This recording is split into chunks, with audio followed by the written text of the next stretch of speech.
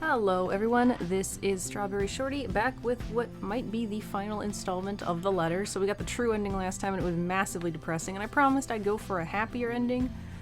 But after last night I started to think, what if Luke and Hannah are the only survivors? Like, how does that play out?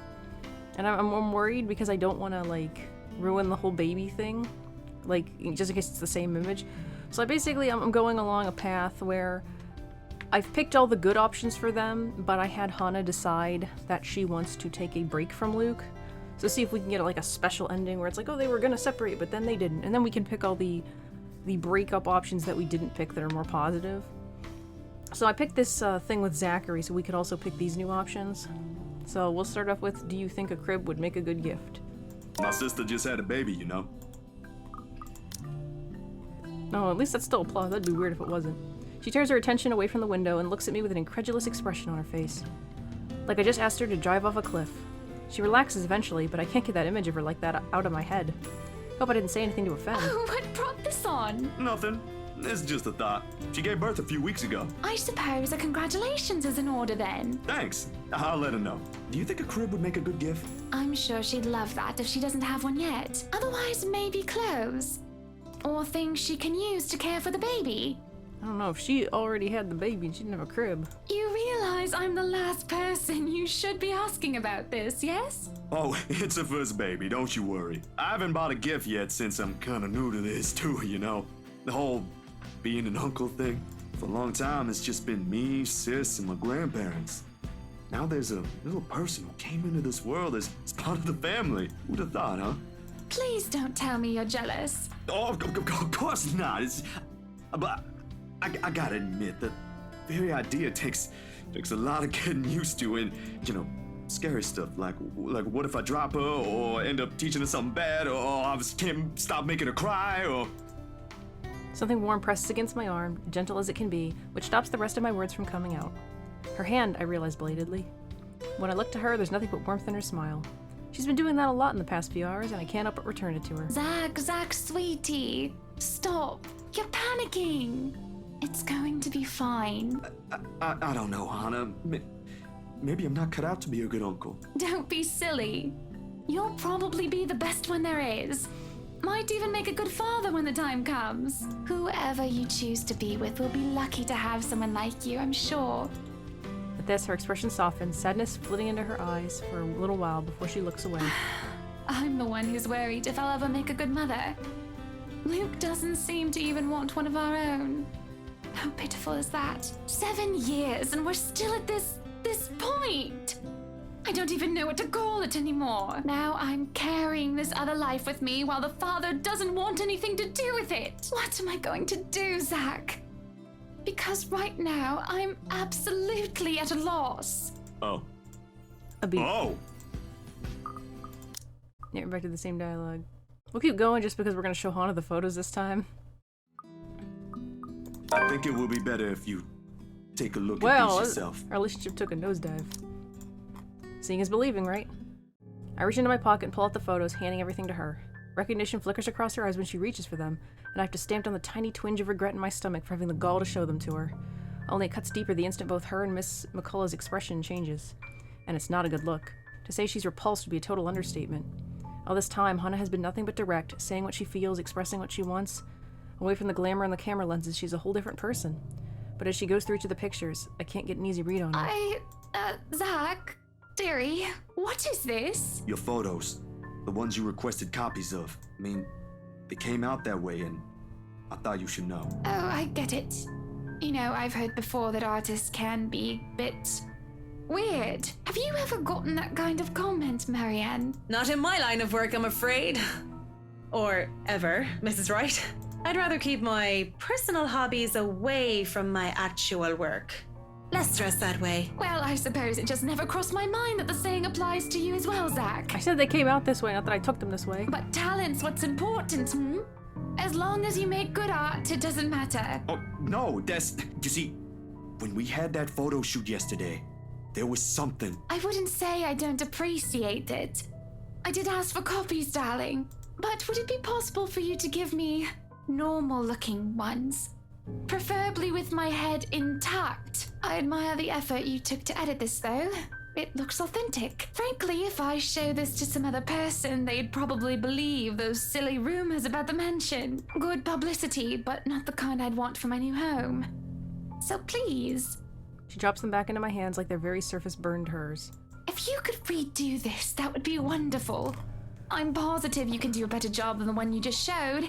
Marianne is glaring at us. Just try to keep the edits to a minimum, Yeah. I can, sure. You can take your time, of course. And speaking of time, I really must go. She leaves without so much as a wave. I don't have to take a guess to know I've dismayed her, or in her own words, weirded her out. Beside me, Miss McCullough shakes her head. What are the odds I've also ruined my chances with the job she offered earlier? Very high, I'd say. It's a foolish idea in the first place. Miss McCullough departs shortly after Miss Wright has taken her leave, muttering something about getting a quick lunch before fetching Baruthio from Chris. I don't know what the day is. Rebecca Gales. That's the party.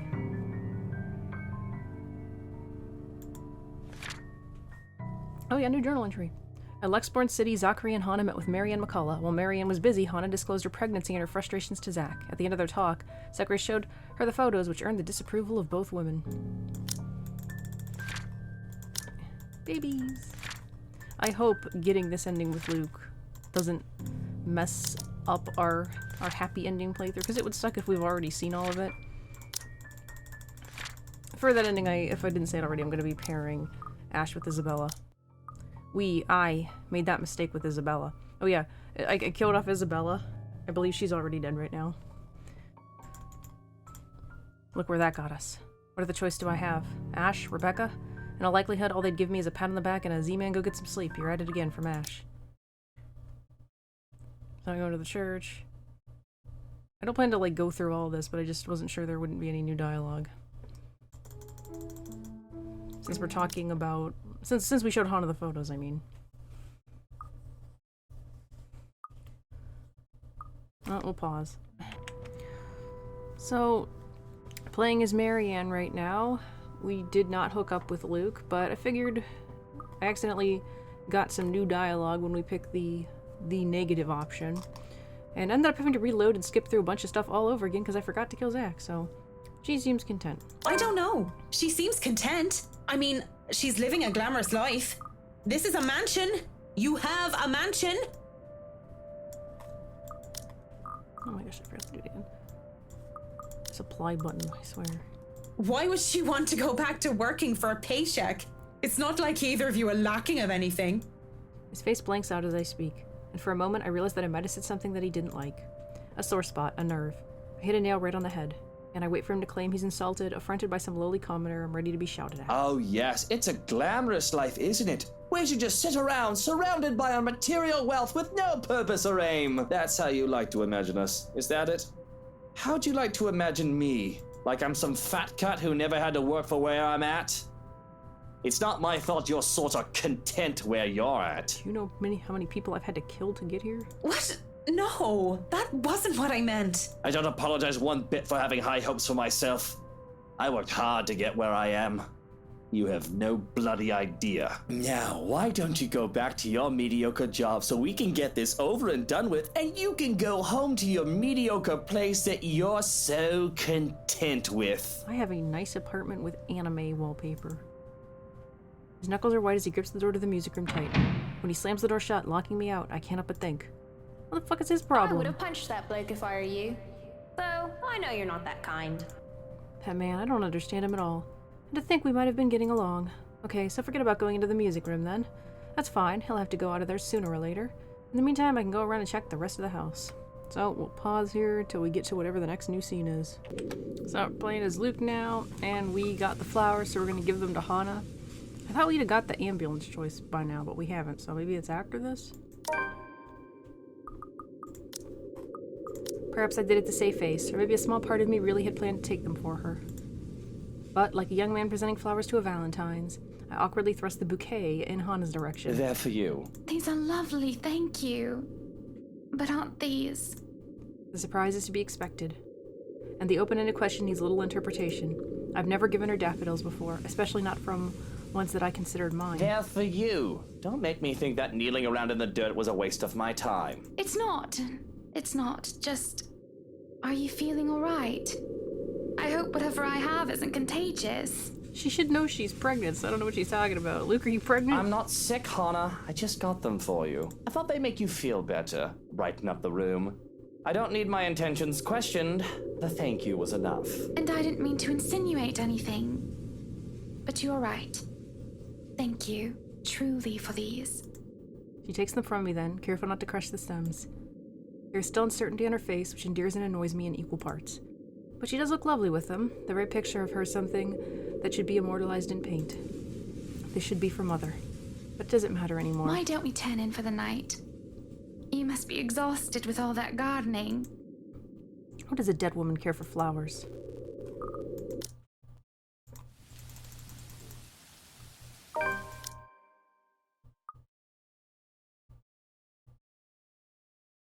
Ah! Well, the eyes are still there. So, we didn't get the ambulance line. I don't know why.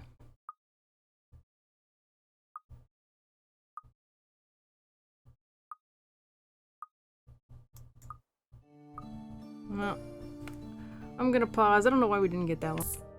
So, Hana's in trouble. Let's see if this leads to anything new, because everyone is dead. Maybe our relationship was too high for us to get the ambulance choice. Because I picked the divorce option. Or the break option. Yeah, Ashton. I've always been cautious and careful, cutting off trouble's head before things can escalate if I'm able. That's why I deal with the likes of Harvey, Suarez, and Johannes. For all who we are, for all enemies the likes of us can make, such a thing has never happened before. Because I do everything to make sure it doesn't happen. So to see Hana in danger, I don't quite know how to feel or what to do. Not that there is anything I can do, weak as I am, with this headache crushing my skull, bearing down on me with a weight that leaves me gasping. Soon, despite my efforts to fight it, the entire room tilts forward and the floor rises to meet my face. Above the deafening din of thunder and the howling of the winds, her sickening laughter is the last thing I hear before the blackness spreads and claims me. So we blacked out, that's new. We're just gonna get the bad ending again? However, I don't even get to close my eyes when someone starts to ring me up. Who even calls at this time of night? I can't decide if I want to ignore it, if I want to point out it's already past midnight and shoo them out. What is that weird sound?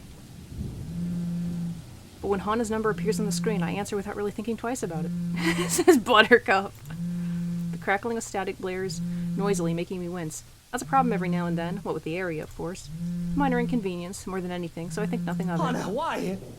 Where have you been? We've been looking all over this place for you. It's ridiculous to ask why she's calling. I'm not too surprised, though it does still worry me. She might still be sick, might not be fit enough to get up on her feet on her own. The call's probably a matter of convenience more than anything. She probably needs me, to bring her here or something, but there's nothing but silence on her end. Maybe she sat on her phone when she went to sleep? Hello? If you don't answer, I'll have to hang up, Buttercup. A few moments pass until the static eventually starts to quiet down. I thought that was the rain. Uh-oh. What? The attic? What are you doing there? The servants haven't been sent to clean that place yet. Despite complaints and all, I throw the blankets aside and rush outside, before I can let another question go. Into the hall and straight into the nearby door, ignoring the heavy creak it gives when I fling it open and bolt up the stairs. Look, don't go anywhere. I do not want you breaking that head of yours trying to go down these stairs. Just wait for me, all right? I'm already on my way. How even? Why did she go up there? There's nothing of interest, let alone anything of importance there. Really, how'd she even get up there? What possessed her to even go up into a musty old attic?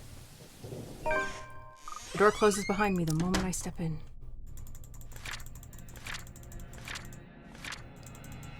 Where are we at? Is this it?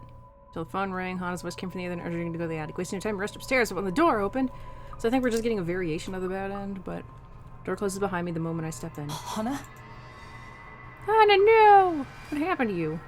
Well, we got a new item CG. It's Hana's body, apparently. On the floor lies, unconscious, still. Her face turned away from me at such an odd angle, might as well be broken. That's all you notice, Luke? You don't notice all of this? Blood is pulled around her limp body, smearing her lovely lavender dress. That's not a lavender dress, it's a blue dress. With an awful sickening shade of red. And I should be worried, I should. I know this to be a fact. My wife's dead body lies silent in front of me. And our babies. She's gone. What baby? You don't know about the babies? Oh god, oh god. But a whisper in my ear tells me that everything is alright, and I just listen. Yeah, she did not tell him about the babies. Even the smell of blood and decay that hits me is cause for concern that I cannot muster. It tells me to sit on the bed, so I do. And my mind refuses to question the absurdity of it all. To question who dares order Luke right around like I'm the household help. The fact that I follow these instructions like a puppet on a string should terrify me. I should be screaming, fighting this with all my might. I'm right. I definitely do not bow to the whims of others, and I'm a Chandler, too. I'm going down screaming and kicking and biting and scratching. I'm not supposed to keel over without a fight. But there's nothing. Nothing but a numbness slowly creeping up over me, like water lapping on my skin until the tides rise higher ever so slowly. A fog creeps into my brain, smothering every retort, my will to fight. It threatens to drown me, kill the fire in me until nothing but a being of apathy and emptiness. And as I sit on the bed, I feel arms wrap themselves around me and push me to lie down on the bed. I do because I don't care. I can't care about whatever happens to me next. All I am and all there is this room and the fog in my head, and the voices in my ear that tell me to stay and never leave. Welcome home, my prince. Welcome home.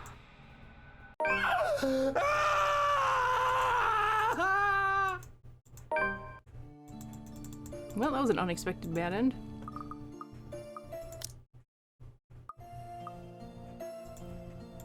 Somebody help! Yeah, so Luke is still trapped. But we got a new item, CG, and that's what's important. So we're gonna go for that happy ending now, but let's look at our gallery. Hey, we 100%ed backgrounds! And most of the item sprites. What the heck are we missing? Missing whatever this is.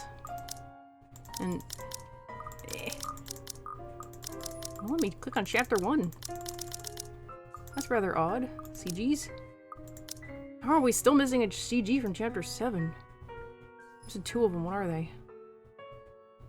Okay, where are they? You would think these would be true ending CGs then, but they're apparently not. There's 2 from here as well. Maybe it's Marianne smiling at us when we finally pick the happy option. So where's Isabella?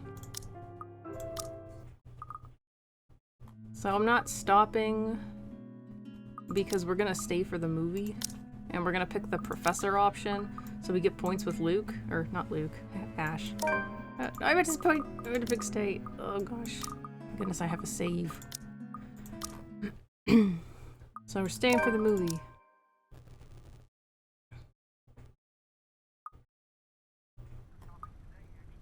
I'll think about it, but if ever, I'd like to give talking to Andrew a try. Is that okay? Won't he have other things to do? Well, at least we didn't get any minus with Zach. He is a bit busy, but he'll make time for me. He's my go-to person when I'm stuck in something. He won't mind if I bring a friend with me this time. If you're sure. Guess that settles it then. Guys, I said keep it down. You keep insisting that we still watch it. You're not even paying attention yourselves. Remember how mean Rebecca was to us on this road? It ain't a big deal, Rebecca. I'm the one who broached the subject in the first place. It's still your film, Zachary. A good film, mind you. You worked hard on this. So we should have a bunch of repeated dialogue.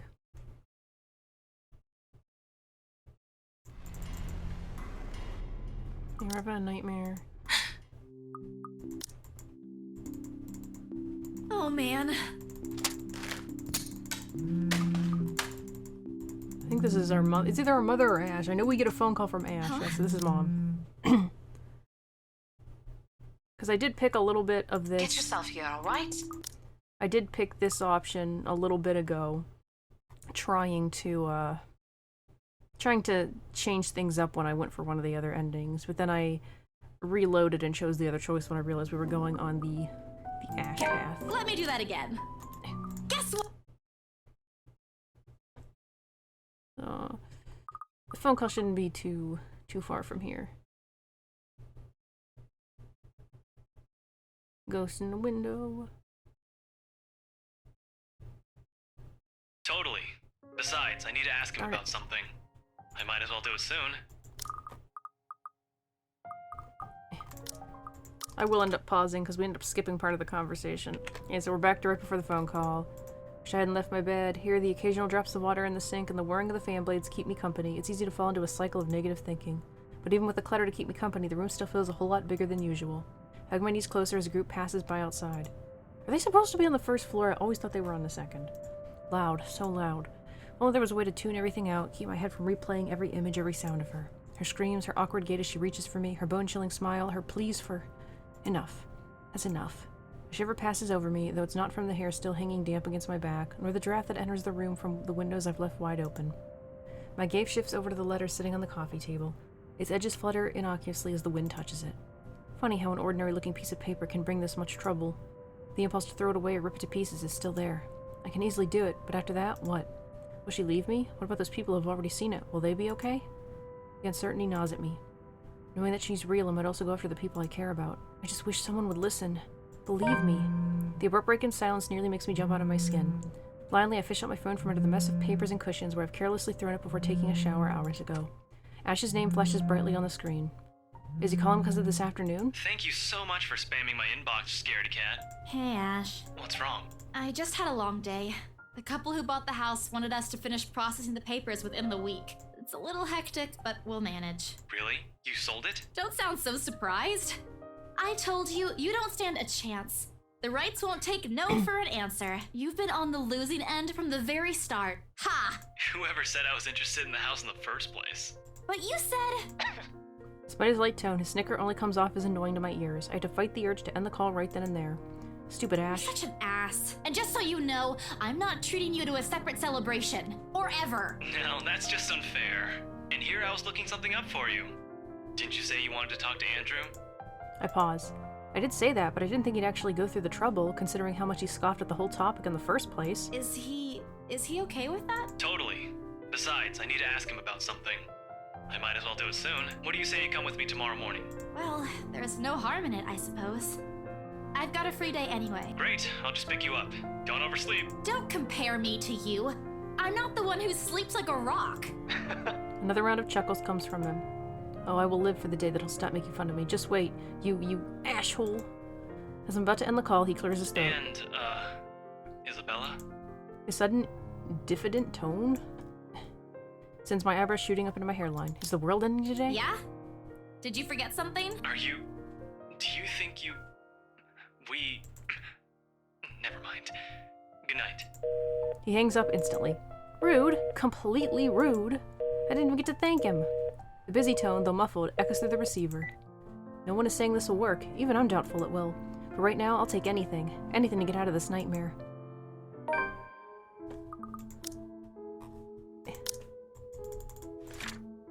Ashton Frey reminded Isabella Santos of their meeting with Professor Andrew Clark tomorrow, a respected professor with a doctorate degree in sociology.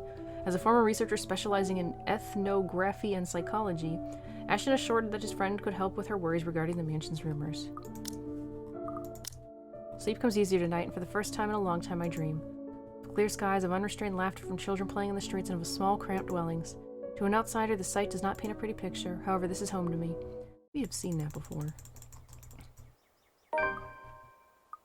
Morning dawns bright and clear the following day. Although the air still feels muggy, I miss the chilly autumn weather. It's one of those rare weekends when I'm up before my alarm even rings. If it wasn't for Ash's call last night, I'd probably have slept in.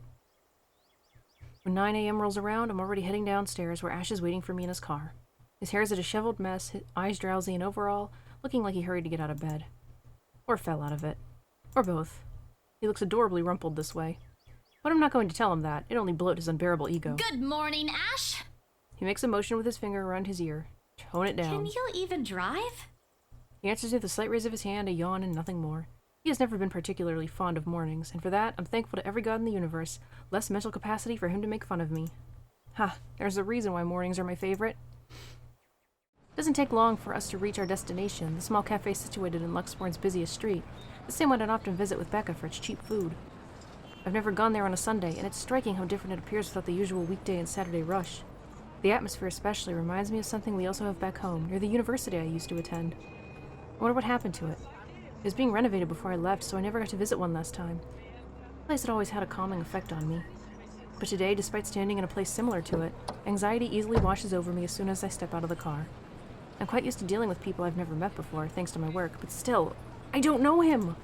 In spite of the fact that both Ash and Becca have vouched for him, what will he think of me and my story? What if he thinks I'm crazy? Hell, even my own friends thought so. I draw in a breath to quell the panic beginning to rise in me.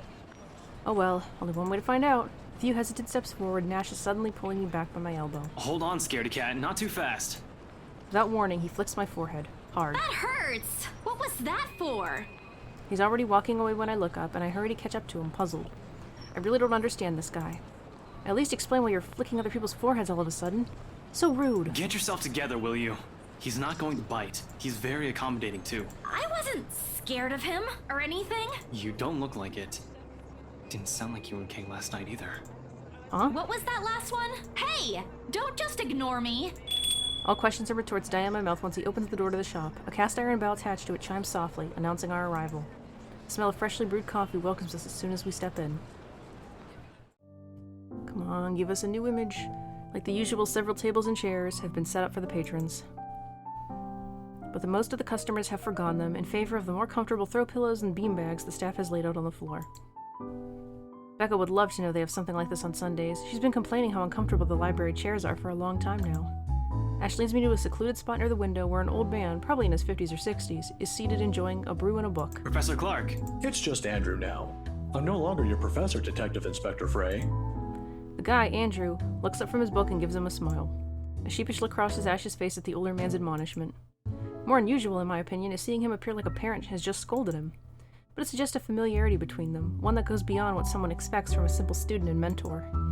With another warm smile, he gestures for us to take the empty seats opposite him. Have you been waiting long? Quite some time, but I come here early on weekends. Best time to get their first serving of bear claws. They're the only place that serves it here. I took the liberty of ordering for you two. I hope you don't mind. I thought it'd be best to talk over a decent helping of coffee. Soon enough, a waiter brings us 2 more cups and sets down a basket of pastries. Aren't you going to introduce the lady? Ah, right. Sorry. Isabella, this is Andrew. He's one of my professors back at the university. Andrew, this is Isabella Santos. Santos. Portuguese? Spanish? Brazilian? Mexican? Filipina, actually. It's a pleasure to meet you, Professor. Ah, your name carries a lot of history, Miss Santos. Just Andrew is fine. Don't do what Ashton's doing. He doesn't listen to this old man. He doesn't listen to anyone more like. I'm gonna pause it here for a second. Sorry about that, I am back. So, he doesn't listen to anyone more like. The awkward tension typically present in verse meetings dissipates after that. I was expecting some strict and, to an extent, someone severe. Professor Andrew Clark is definitely the opposite of what I have in mind. A more personable kind. Similar to a grandfather who dotes on you at family gatherings. It's obvious why Ash has taken a liking to him. Ashton tells me there's something you wish to discuss that I could help with. Let's hear it then. I give Ash a hesitant glance, but he just nods and gestures towards Andrew with his head. He's leaving this to me. It's my story to tell, after all. I keep it short and concise. I found a letter in this old mansion. Now I'm cursed. Exactly as I have told Ash and Zach when they asked about it. I don't mention the name of the place. No use saying it now that someone else legally owns it. No use dragging other people into my problems. I'm sure it's that letter I found, but I don't know anymore. I just want to know how to escape this nightmare. Of course. We're talking about the one in Anselm Village, aren't we? The letter in Anselm Village? How did you? Don't look so surprised. There's only one place popular enough here if we're going to talk about hauntings. I once had a colleague who wrote about it and the urban legends surrounding the place. Years worth of study, but fascinating. It's a shame he passed away at such a young age. He would have done a much better job at explaining topics like this one compared to me. When he died, were the words "help me" written around him? Ashton here might disagree, but it's an interesting topic in sociology, if you care to have an open mind. And Ashton does not. Studying the science and theory behind it is completely different from outright believing in it. You don't believe in those stories, sir? Now, this isn't a question of belief. All I'm saying is things like these speak a lot about a place's culture and history, and it's not just limited to ghosts. Monsters, gods, you name it. Even you, Miss Santos. What about me? How you respond to these stories. It tells a lot about you and your upbringing. In the same way it tells me why our detective inspector here finds such topics absurd. Interesting, isn't it? My head is starting to spin from all of this. I'm not the smartest person around, but I understand what he's trying to get at, I think. It's still too much to take in at once. I look to Ash for help, but his eyebrows are drawn in a frown. If he keeps staring like that at his cup, I'm pretty sure it'll crack soon. There's still something you're not telling. Didn't I tell you everything the other day? Yeah, but you mentioned the rights. Then you proceeded to drop the topic right after. What's with that? They don't have anything to do with this. Rights. Luke and Hannah, right? Uh-oh. Yeah, they're the ones who got the place. Ah, I'm not surprised. They're the kind who gets what they want once they set their eyes on it. Did the volume of your voice just get louder, sir? From what I've heard, word gets around. Heavy sigh escapes my lips. Popular or not, they're just my clients, albeit a little pushy, but just clients. End of story. Shut up, Ash. I think we're gonna pick I know you're just trying to help. What is it again that Becca does when dealing with a particularly difficult child? Pesky and annoying kind? I wish I could remember. I could certainly use the same trick right about now. Ashton, look here. I know you're trying to help, but the deal's almost already closed. The papers are being prepared. Once it's done, it's over. I'm just their agent. And when is that happening? When what? Is there even a purpose to this line of questioning? Your working relationship with them. When's it going to end? About a week from now. It depends on how long the approval process would take, but they wanted us to rush it. That is not what this says. It says depends on how long the papers will take, but they want us to rush it. Really? You're absolutely sure about that? Yes, really. Unless they want to buy a house again and want me and Rose to be their agent. If yes, then I don't see a problem with it. Now stop annoying me about it. Don't accept it. What? Why? It's my job. I hate having the voices this quiet for me, but they always end up louder in the videos. Oh lord, even my younger siblings aren't this difficult to deal with. Then again, Ash is far from a younger sibling to me. If he'd only spell it out, surely I'd understand. We wouldn't even have to talk about it right now. That's how it is, right? Find an even ground, talk about it like the adults we are. It wasn't like this before, but somewhere along the way, something has changed in us, as people, as friends. I wish there was a way I could tell when or why. Instead, I'm left searching blindly for reasons. The next thing we know, we'll be drifting further and further apart. How frustrating. Now, kids, settle down. We're not going to solve anything by shouting. Sorry, Sir Andrew. And we're not going to solve anything either if you keep omitting things. She's calling someone sir again. Speak for yourself. I'm not the only one doing it. You'll have to forgive my former student, Miss Santos. He's always been the curious kind. Many people think he's lazy, but it's actually the opposite. I see that hasn't changed. Oh, really? How is he back when he was your student? How was he? I'm sorry, I need to ask. He doesn't talk much about that. And there's a reason why. Please don't. Give us a flashback CG. Tried to sleep on the first day of class. He didn't repeat it after what I made him do when I caught him. Students like him are the easiest to deal with, once you know what piques their interest. What'd you do to him? I'd have to say, he's one of the very few who's actually interested in the subject, though. But there was this one time when... By the end of the conversation, Ash looks like he's praying for the ground to swallow him. He's never been one to talk about himself. What I know about him are mostly bits and pieces I've gleaned over the years. He's an atrocious singer, he's bad at art, and he has a personal vendetta against mornings. Now it feels like he isn't that hard to figure out after all.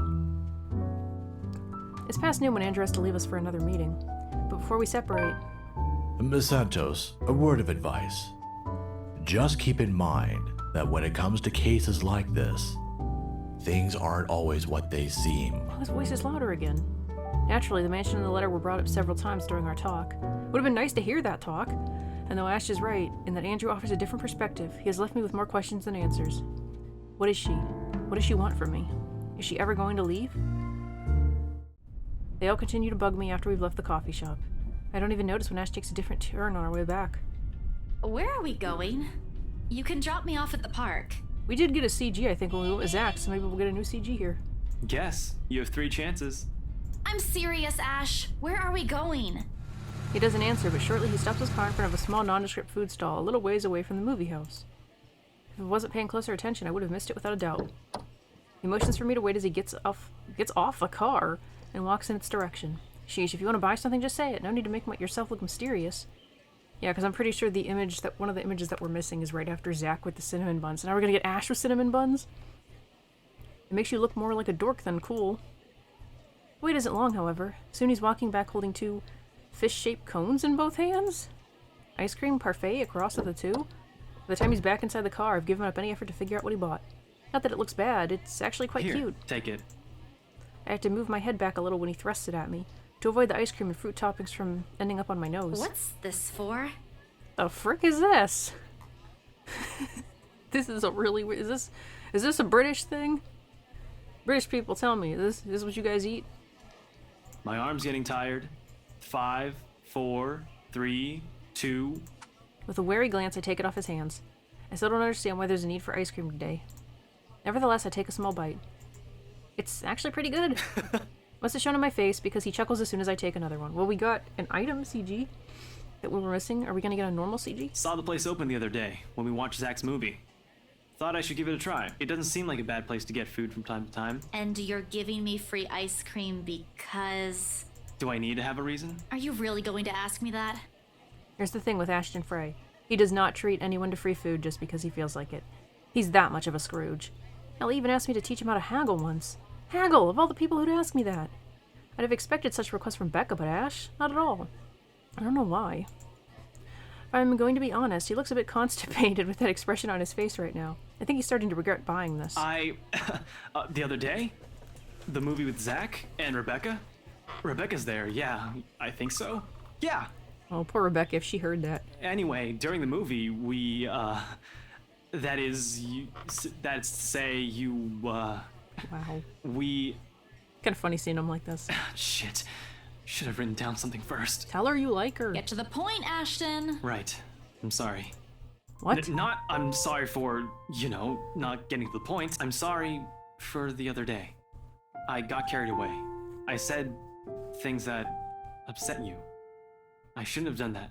I'm sorry. Oh, okay. Okay? That's all? That's all you're going to say? You're not still angry, are you? You didn't have to buy me anything. A simple sorry would have been enough.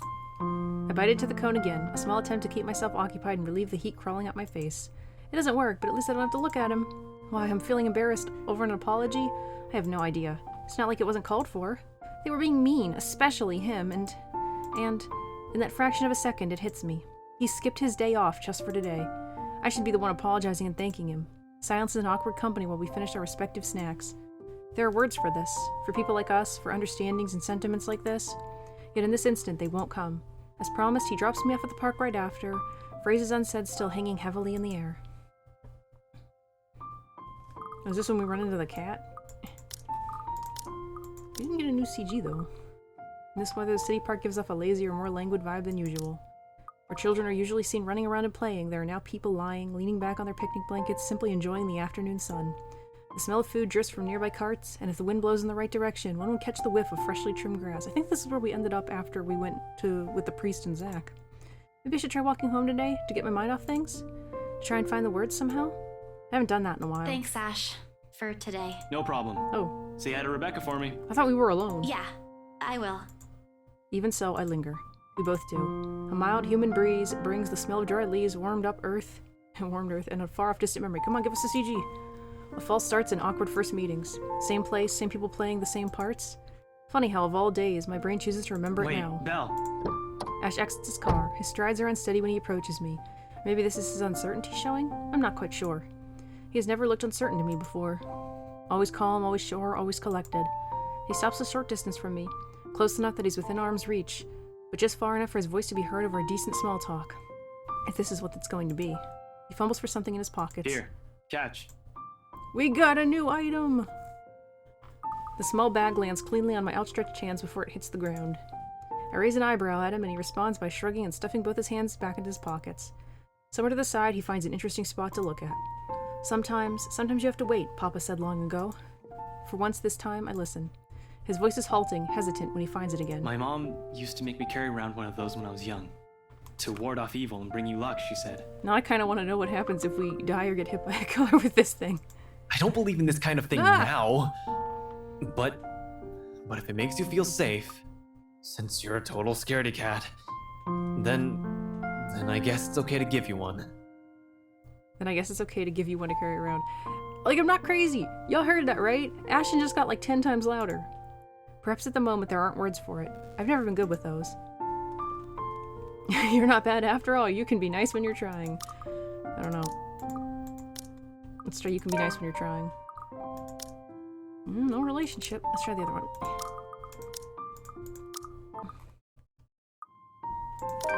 You're not bad after all. That got us a plus. I close the short distance separating us, and lightly, in place of phrases one couldn't spin together or answers too early to seek out, I lean over. We get a CG? We got one! And gave him a little peck on the cheek. The touch is short, fleeting, the kind that speaks volumes of boundaries we don't often cross as friends. Nevertheless, the thought is there. It lingers, in the gentle autumn wind that passes, in the empty space separating us when I step back and look up at him with a smile. It's easy to express gratefulness this way, isn't it? At least with my own family, that's the case. For the two of us, I'm not quite sure. Did he understand? After all, gratitude is considerably harder to put into words when you spent the latter half of your friendship teetering between good-natured jests and ruffling each other's feathers. Seconds pass before he clears his throat. His face has gone remarkably red, whether from the heat or something else, I can't quite tell. But he understands. I know he does. Because the smile on him when he finally meets my eye is the gentlest I've ever seen him show. I, gotta go. Got some reports I forgot to file the other day. Yeah. See you around. Thanks for the ice cream. And the charm. Don't lose it. We won't find one here again if you do. I won't. I might move like I have 2 left feet, but I know how to take care of my own stuff. I'm not a total klutz. I know. In Belle, remember that one time? Devlin Court? Are we finally gonna learn about this? Oh, I do, with all the clarity in the world. You... At the time, when we... What I'm trying to say is that you can rely on me. If something... anything happens. Not the exact same thing, of course, but... you get the idea. I'll be around. I'll keep that in mind. You're not that bad after all. Before leaving, he waves at me one last time. The next time we talk, we'll be back to the way we are. Because at the end of the day, that's how things have always moved between us. What we're familiar with, what we're comfortable with. But for all that, it's always easy to put my own faith in him. I just hope I can keep them safe. Keep him safe. A light wind blows again, sending dried leaves swirling and the distinct smell of earth in the air. Professor Clark, Ashton Frey, and Isabella Santos met up at a coffee house to discuss the rumors surrounding the mansion. The professor warned the young woman not to take everything at face value. Before parting ways at the park, Ashton gave Isabella a charm that supposedly wards off evil to help put her mind at ease. For the first time, the sunlight feels less harsh. Maybe a walk is good? I need to visit the grocery, too. Come to think of it, wasn't there an art store that opened recently near the park? Yep. Cat. Now we're gonna finally pick the happy option. We're gonna talk about her job. I'm just curious. About your work. What about it? There's something guarded in her expression at the mention of work, but I pushed through with my question. I just want to know how it is to work on a house like the Ermengarde Mansion. Is it hard? I guess she wasn't expecting a question like that, if the way her eyebrows shot up tells me something. Because of its age? I wouldn't say it is. It is a challenge, considering the factors me and my team have to sort out. Look, we got a new CG, we got a smile. But it's a good project. A breath of fresh air from what I usually work on. And I have a good team. Those original fittings, though. It might be old, but the architecture is magnificent. I'm sure you've seen the stained glass windows in the foyer. Oh, I can already think of so many things I could do with it. But of course, my team will have to double check for necessary repairs here and there. That's probably for the best. It's easy to break some key elements with a rush restoration job, and who knows what other hidden issues there might be underneath.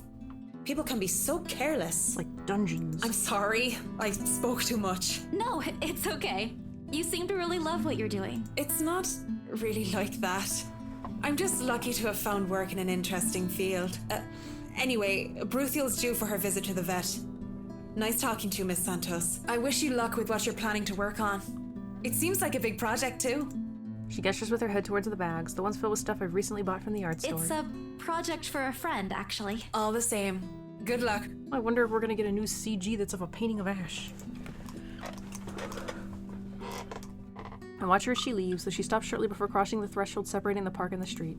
She faces me again, looking like there's something she has forgotten to say. By the way, about the Ermengarde Mansion, with my clients, it's the rights. I mean, I hope you don't mind me asking, but has the deal been finalized? There's still a few papers they need, but the house is more or less theirs now. Thank you. That's all I needed to know. Wait, about the mansion, the letter, the same one they saw. Whoever she is, she's asking for help. Someone. I want to tell Miss McCullough that the urban legends aren't just legends anymore. They're real. She is not going to believe me. Don't mind me. I need to go too. Have a good day, Miss McCullough. I hastened to pick up all the bags I've left on the bench and ran as far as my legs could take me. In that moment, what I'm carrying in my hands weighs far lighter than the overwhelming guilt trying to consume me. Home. I want to go home. Anywhere where I won't be reminded of the house. Of her. Of my own cowardice.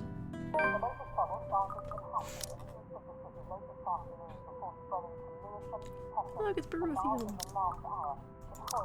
I'm gonna try pausing because I don't know where we're gonna get new dialogue. Okay, we're Hana now, and this is right after the photo shoot, and we've never picked I was tending the gardens, so we're gonna say that now. I was just tending to the garden, sweetie. You were?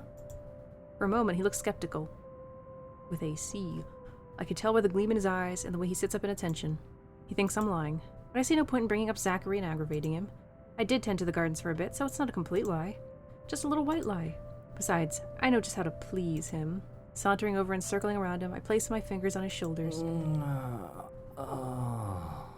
He lets out a little groan before melting like butter as I massage his shoulders. I had to make sure they didn't ruin your favorite daffodils. Oh, that is wonderful. I'm not sure if he means the massage or the flowers, but I'll take it. This is better than a fight. So, absinthe. This is better than a fight, and then she brings up absinthe. Just one glass. Loosh. I don't know what that means. I suppose I can let this one go. A bit too late anyway, you've already drank half the thing, but remember your doctor's orders. Yes, I'll try to drink less. Try. Hey, I'm only human. Do you want one? No, thank you. Supper is spent in silence with nothing but the occasional sound of silverware. A grand feast has been served, well grander than usual anyway, mostly likely due to Luke's complaints of stress. Hey, we got food, we got a new item image. A platter of native oysters for starters, and tranche of trebot with purple sprouting broccoli, lemon capers, and anchovy sauce for the mains. Maybe we have seen this one already, I'm not even sure. To finish it all off, black tea and golden syrup sponge pudding with custard.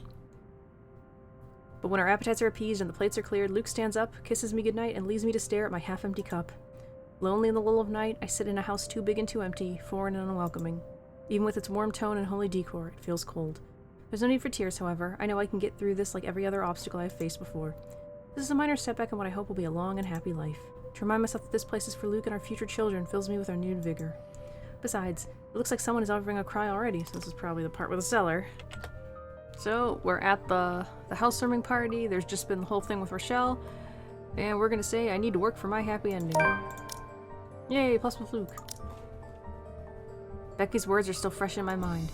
And I can't help but think that the girl, plucky woman that she is, has a point. If I love Luke, I'll have to fight for him, won't I? So far, I've been doing nothing and sitting on my behind, hoping it'll fix itself. This whole mess definitely isn't gonna fix itself. How dare that woman try to drag our name and our relationship through the mud with her lies? And at my own party, determination fires me up as I take a step forward into the middle of the fray. All the while, she has been screaming. I signal for security to stop, and I can already feel the glower on my face as I stare into hers. She wilts as soon as she sees me. She starts to grow anxious and her protests die down. I can see as her haughty, angry expression turns into a horrified realization. Rightfully so, she should be scared. What is that thing they say again? Never wake a sleeping dragon? They often think that Luke is the one in charge, that he is the one to be feared and appeased. They think me as only the pretty wife.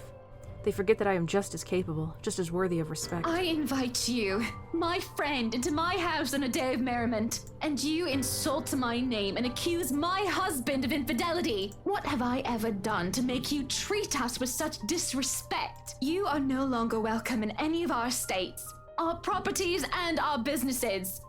And we will no longer patronize yours. Now, escort the girl and make sure she isn't standing even an inch within our grounds. She looks devastated. Reasonable. This does make her into a pariah, doesn't it? I should feel concerned, but I can't find even an inkling of mercy within me. I don't know what her plan was. I don't know what she wanted to make of this. The money? Luke? It doesn't matter what she wanted. You won't show your face to me ever again if you know what is good for you, Rochelle. Take her away. The tension is thick in the air, and the silence that embraces the room is set so that one can practically hear a pin drop. I do wish we got an explanation for that, because we do know that the two of them did actually have an affair. But it doesn't seem like the baby is his, so what's the deal with that? Like, I just wish it would be explained. There are worried and almost fearful glances from some of the guests, but they all know this is well within my right. She is the one who started this whole dilemma. It just so happens that I'm the one ending it. As long as everyone hold their tongue and don't interfere, none of the consequences matter to me. Especially when my darling looks at me with a different shine in his eyes. It almost seems as if he's proud of what I have done. That spurs me on more than anything. Nonetheless, I still act upset because that does not change what just happened. He still has a lot to answer to. Because even if the woman is lying, there is always an inkling of truth in every lie. So when I turn on him to say that the shock he displays brings me gratification is an understatement. Of course, there is no reason to make a husband and wife spat into a public spectacle. Some privacy will generate the least number of headaches and complications. Everyone is still far too busy in the ballroom, and most of the staff are still in the kitchen. A sharp glance at anyone who'll go through the door is all it takes to make them retreat. And the most private we can get without me dragging Luke all the way to our bedroom is the foyer. And you, we are going to talk about this, Lucille Mitchell-Wright. Not now, but we will talk about this. Did you drag him out here just to tell him we're going to talk about this? Right! I swear that is not my child, no matter what that woman says. Hannah, darling, you believe me, don't you? I believe that it isn't your child, but you never said that you did not cheat on me with her. We'll have a talk about that tomorrow, among other things. What for? What other things? About us, Luke. This isn't right, this doubting each other and not talking. That's why we'll talk. If anyone needs me, I'll be in our room. I'm in no mood to be talking with anyone about anything. Especially nosy baggers who have no business with any of it. Should I be worried? Scared? Because you know threats do not work with me, Hannah. None of those. You should know I'm not your enemy, Luke. I need rest. That's all. Of course, you must be so tired. You've earned some peace. I'll take over the party from here. Good night, love. Good night, Buttercup. Sometimes I forget that leaving Luke to handle a party is a horrible idea. Because come morning, the dining hall is a mess with a few of his drunk friends sleeping about. Oh hey, Rochelle gets some art now. But has no eyes. In the aftermath of Rochelle's accusations, Hannah banned her former friend from setting foot in any of their properties. She was then seen dragging her husband all the way to the mansion's foyer in order to set things straight with him. At least a dozen men and women are scattered about, sleeping like they are all in alcohol-induced comas, and they're invisible, apparently. Even Officer Lee is there, sleeping off the effects and still clutching a bottle of 1998 Jumilla. Shouldn't you have left with your wife, sir? No doubt Lucas served some of his stories in absinthe. Judging by the faint burnt smell, they had set a fire to the latter, too. Noa Bohemian? There is only so much I can tolerate as we have Johannes retrieve every single one of them and get them a cab. And they are everywhere. At the table, on it, and underneath it, and some are even in the kitchen. Nap time is over, Kinder. Time to go. And oh dare does this piss our valet, though he is still a man of silent fury. Although it is a little treat to hear him utter curses in German from the other room. I imagine Luke will be amused as well, if it isn't his guests that are being thrown out. Instead, he's brooding in his seat, rolling a stalk of daffodil in between his fingers. He's energetic. And you aren't drunk. That, or you are getting better with handling your hangovers without your dog hairs. Dog hairs? Should I be looking out the window to see if the sky has turned red and if pigs have started to fly? I am unfortunately completely sober, Hannah. And how does it feel not being hungover? Still miserable. It'll get better. Or so they say. You wanted to talk about something? You know, for once, I wish you were hungover. Maybe this isn't the best time for this talk. No, please. I do not like loose ends. And this is a bloody ugly loose end. Then, first things first. I want you to be honest with me. Just between the two of us. Without others to impress. Without people listening in. Just you and me. Did you or did you not sleep with Rochelle Lee and got her pregnant? I didn't get her pregnant. Not exactly the answer I wanted to hear, Luke. But the thought of having a child with her? Can you just imagine it? Or rather, don't. I can already see it. It'll look like that ruddy pig boy from that Young Wizard book. Dursley? I think Dursley actually grew up to be pretty okay. I don't care about once upon a time. What I'm asking is if you were with her the other night during my party. Him not showing up in most of the gatherings I've hosted in the past is nothing new, of course. The one I've had last week is no different. It's merely another thing I've gotten used to between us after things turned sour. But after Rochelle's outburst last night, I won't deny feeling the disappointment, the betrayal. What's done is done, however, though at the very least, I still want to hear the truth from him. She made me meet with her the night of your party, but I swear, I only agreed to go so that I could tell her I wasn't having none of it. It isn't my baby. I don't even think it's Lee's. Poor bloke. I mean, I probably slept with her once. I probably slept with her. That's not We were good. probably incredibly drunk, but that would have been a long time ago before she was preggo. Are you sure, Luke? I feel we should be a bit more upset about the admittance that he cheated on us. You're not making anything up or leaving anything out? This better end with a CG of her socking him. Of course not. I swear it on my mother's grave.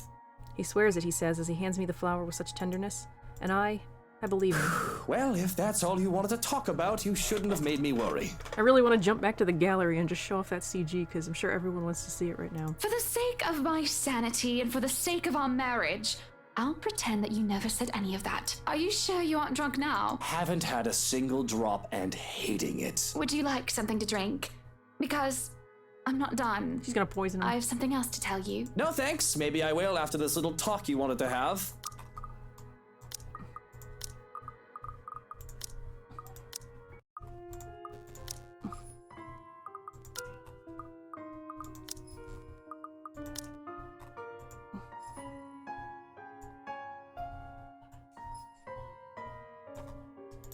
Here. Just for all you people, this is what should have happened. Okay, back to the game. I already told you, and you already said you believe me that the brat isn't my child.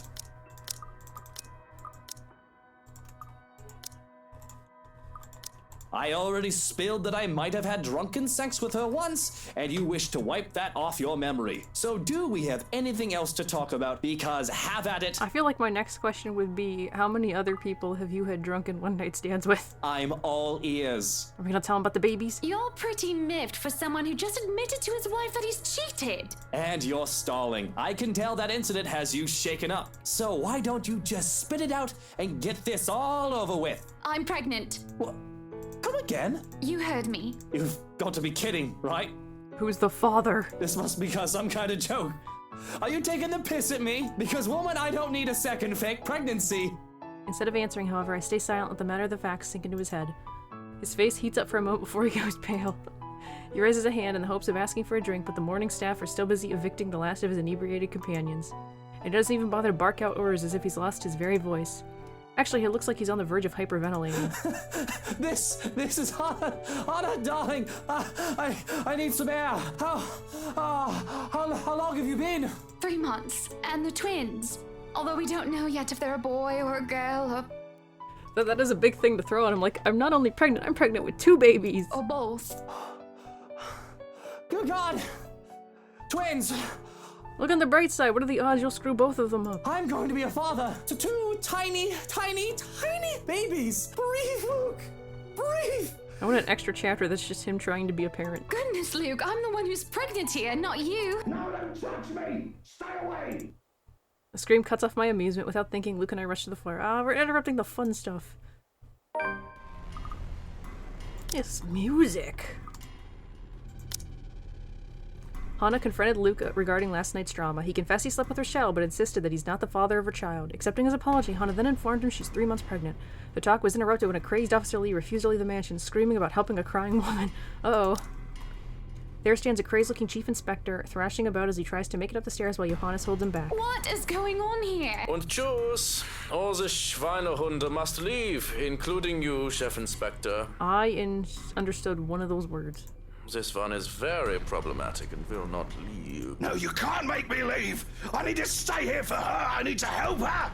It's a very different reaction from all the other people that hear the ghost. Oh, Rochelle? She's probably already at home, dearie. Or she might have already gone and skipped town. Who knows? Not helping, Hannah. Oh, for the love of... There's no point talking logic in him. Lee, go home. You're drunk. Can't you hear her crying?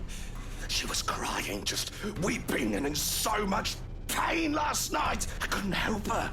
Drunk, sobbing bastard that I am. This is like what happened with the priest. But my help. She needs my help. Tell your fucking stupid lapdog to let go of me, Luke! Or I'm gonna knock him down and I'm gonna knock the 2 of you down too! I think Johannes can take you. Language! I've already dealt with your wife, so don't make me deal with you, Lee. Or I swear I'll... Hannah, enough.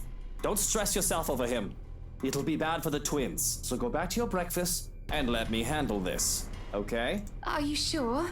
Later that night, the chief inspector went missing. Why wouldn't I be? Now, go ahead and do something less stressful. Go ahead, and do nothing. There isn't much to do, it seems, whenever I step up to the plate and try to take responsibility for something. Perhaps because everything is already being handled by someone hired specifically for that job. So I think this is And for that other thing as well. What for now? For what you said to me. With what had happened. It's been very helpful in... Call sudden starts to go static. Strange clicking noise drowns out most of her words, too. Doubt she can understand what I'm saying. And the line completely dies.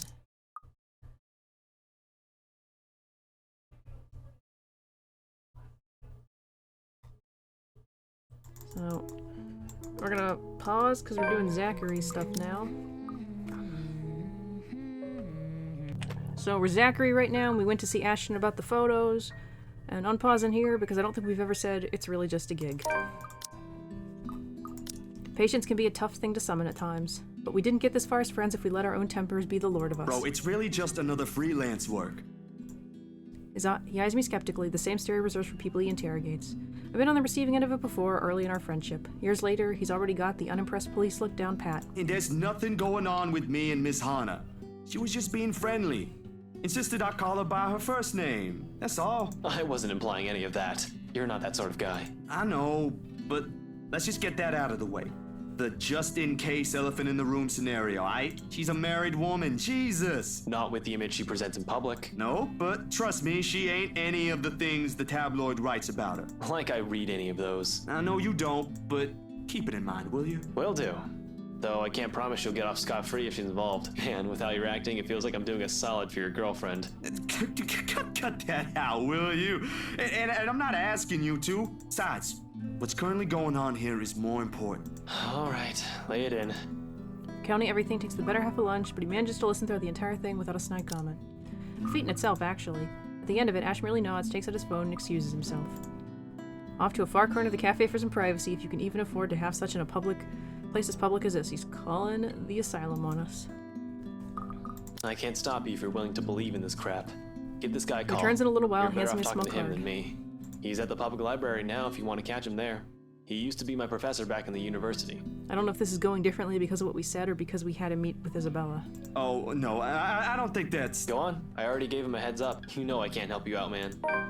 He gives my arm a tap and walks off mumbling about checking back to how things are at the precinct. I don't see his face when he leaves, but I know this is his own little way of helping out despite what he doesn't voice out. Okay, I'll pause. I might end up unpausing, or maybe I'll just skip through this.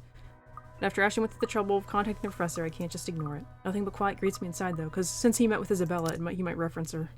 In fact, you aren't the first one to ask me about that recently. Although, word of the mouth is, someone has already bought it. Ah, yeah. The right couple. Yep. So... pausing. So, playing as Rebecca, we're at the party after Hana's told off Rochelle. It's in her eyes when she turns to her, the face of someone who demands she be given the same respect she has long deserved. You are no longer welcome in any of our estates, our properties, and our businesses. And we will no longer patronize yours. Now, escort the girl and make sure she isn't standing even an inch within our grounds. Hana's outrage is a strange sight to witness after those smiles and the grace she has carried herself with throughout the entirety of the party. Like this, her eyes burning bright with fury, I don't doubt she can do so much more, ruin the scandalous woman if need be. Shaming her is already an act of mercy, generous enough coming from her. You won't show your face to me ever again if you know what is good for you, Rochelle. Take her away. No one protests, not even the subject of her ire as she is forcibly dragged out. Even the smile on Luke's face wavers when she eventually turns to him and pulls him out of the room for a talk of their own. For a brief moment, there's a concerned effort between those left in the hall, a short second of tense silence while they struggle to figure out what to do with themselves. But true to the kind of talk these situations attract, it doesn't last too long. Soon chatter explodes throughout the whole ballroom. Worried murmurs, clicking of tongues, and inappropriate gossip filters through the thick tension in the room. Most of them haven't even left the premises and they're already talking about it. Tomorrow it'll be on the news for sure. Every local broadsheet and tabloid in Luxbourne. I couldn't care less about any of it. Simply thinking about this already gives me a headache. When the shock has faded, I just feel bone tired. I'm not sure what pisses me off more. Ash ignoring us You all didn't have to evening. hide it from me. The only relief to be had in this, perhaps, is Zachary's comforting smile when he approaches. He appears as disturbed when he stands by me, fiddling with the buttons on his camera, even though the device is on. Eventful night, huh? You can say that again. It was awful. He pauses for a moment, stares at me intently. Then he laughs, a tired one but filled with humor in spite of what we've witnessed. Let me guess. Ashton. Oh, what makes you think he's my problem? He usually is. Just a hunch. And, it's all in your face, actually. Why does he have to?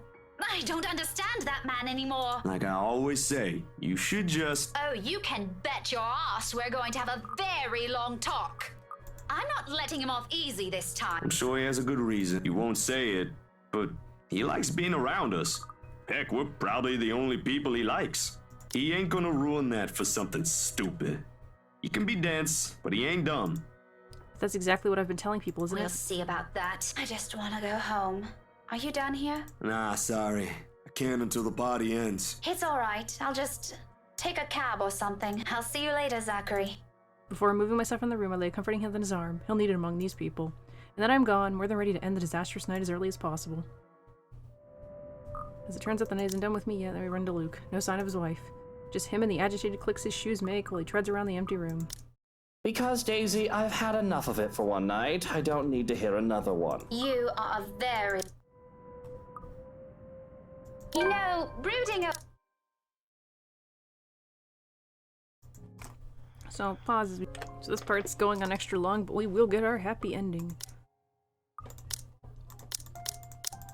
We are Ashton, we're at the bar with everyone, and she wants to go to the mansion, and we're gonna say we can't let you do that. I can't let you do that, Belle. Ash, the people living in that place now.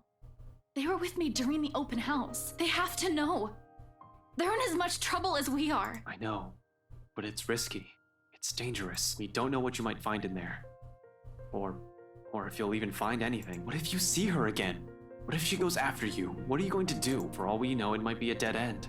It's not worth it to put yourself in harm's way like that.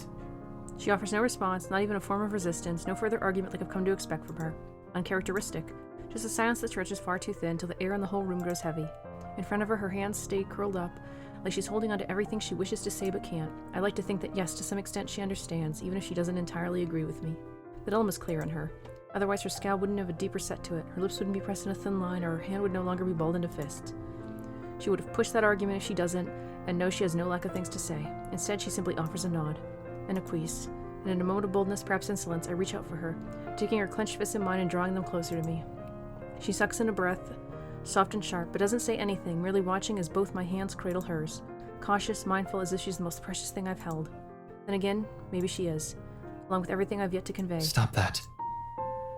Surprisingly, although the gesture startles her, she yields, allows a touch that is far too familiar and more than what I'm willing to give to most. You're going to hurt yourself if you keep doing that. Gently, I unfurl her fingers, flattening out each digit against my palms. Her nails have already created small dents in her skin from how tightly she has held them close. A little more and she would have drawn blood. Deep as it is, smoothing a thumb over the tiny marks does nothing. But it's a small gesture we both find comfort in amidst this chaos.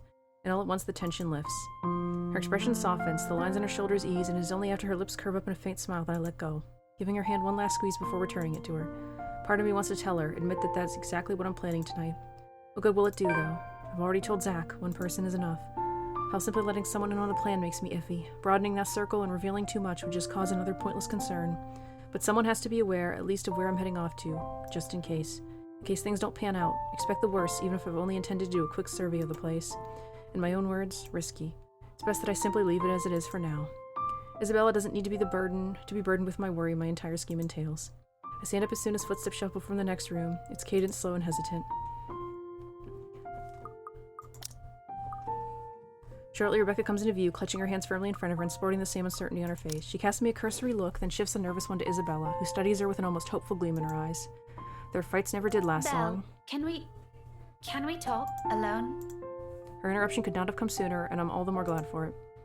Whatever kind of friendship I share with the two, this remains something for only the two of them, much like my own with Zach. I'm the outsider, they don't need me here. It's all the reason I need. Muttering an excuse and flashing Isabella a quick knowing smile, I beat a hasty exit out of the main lodge and leave them to mend things on their own.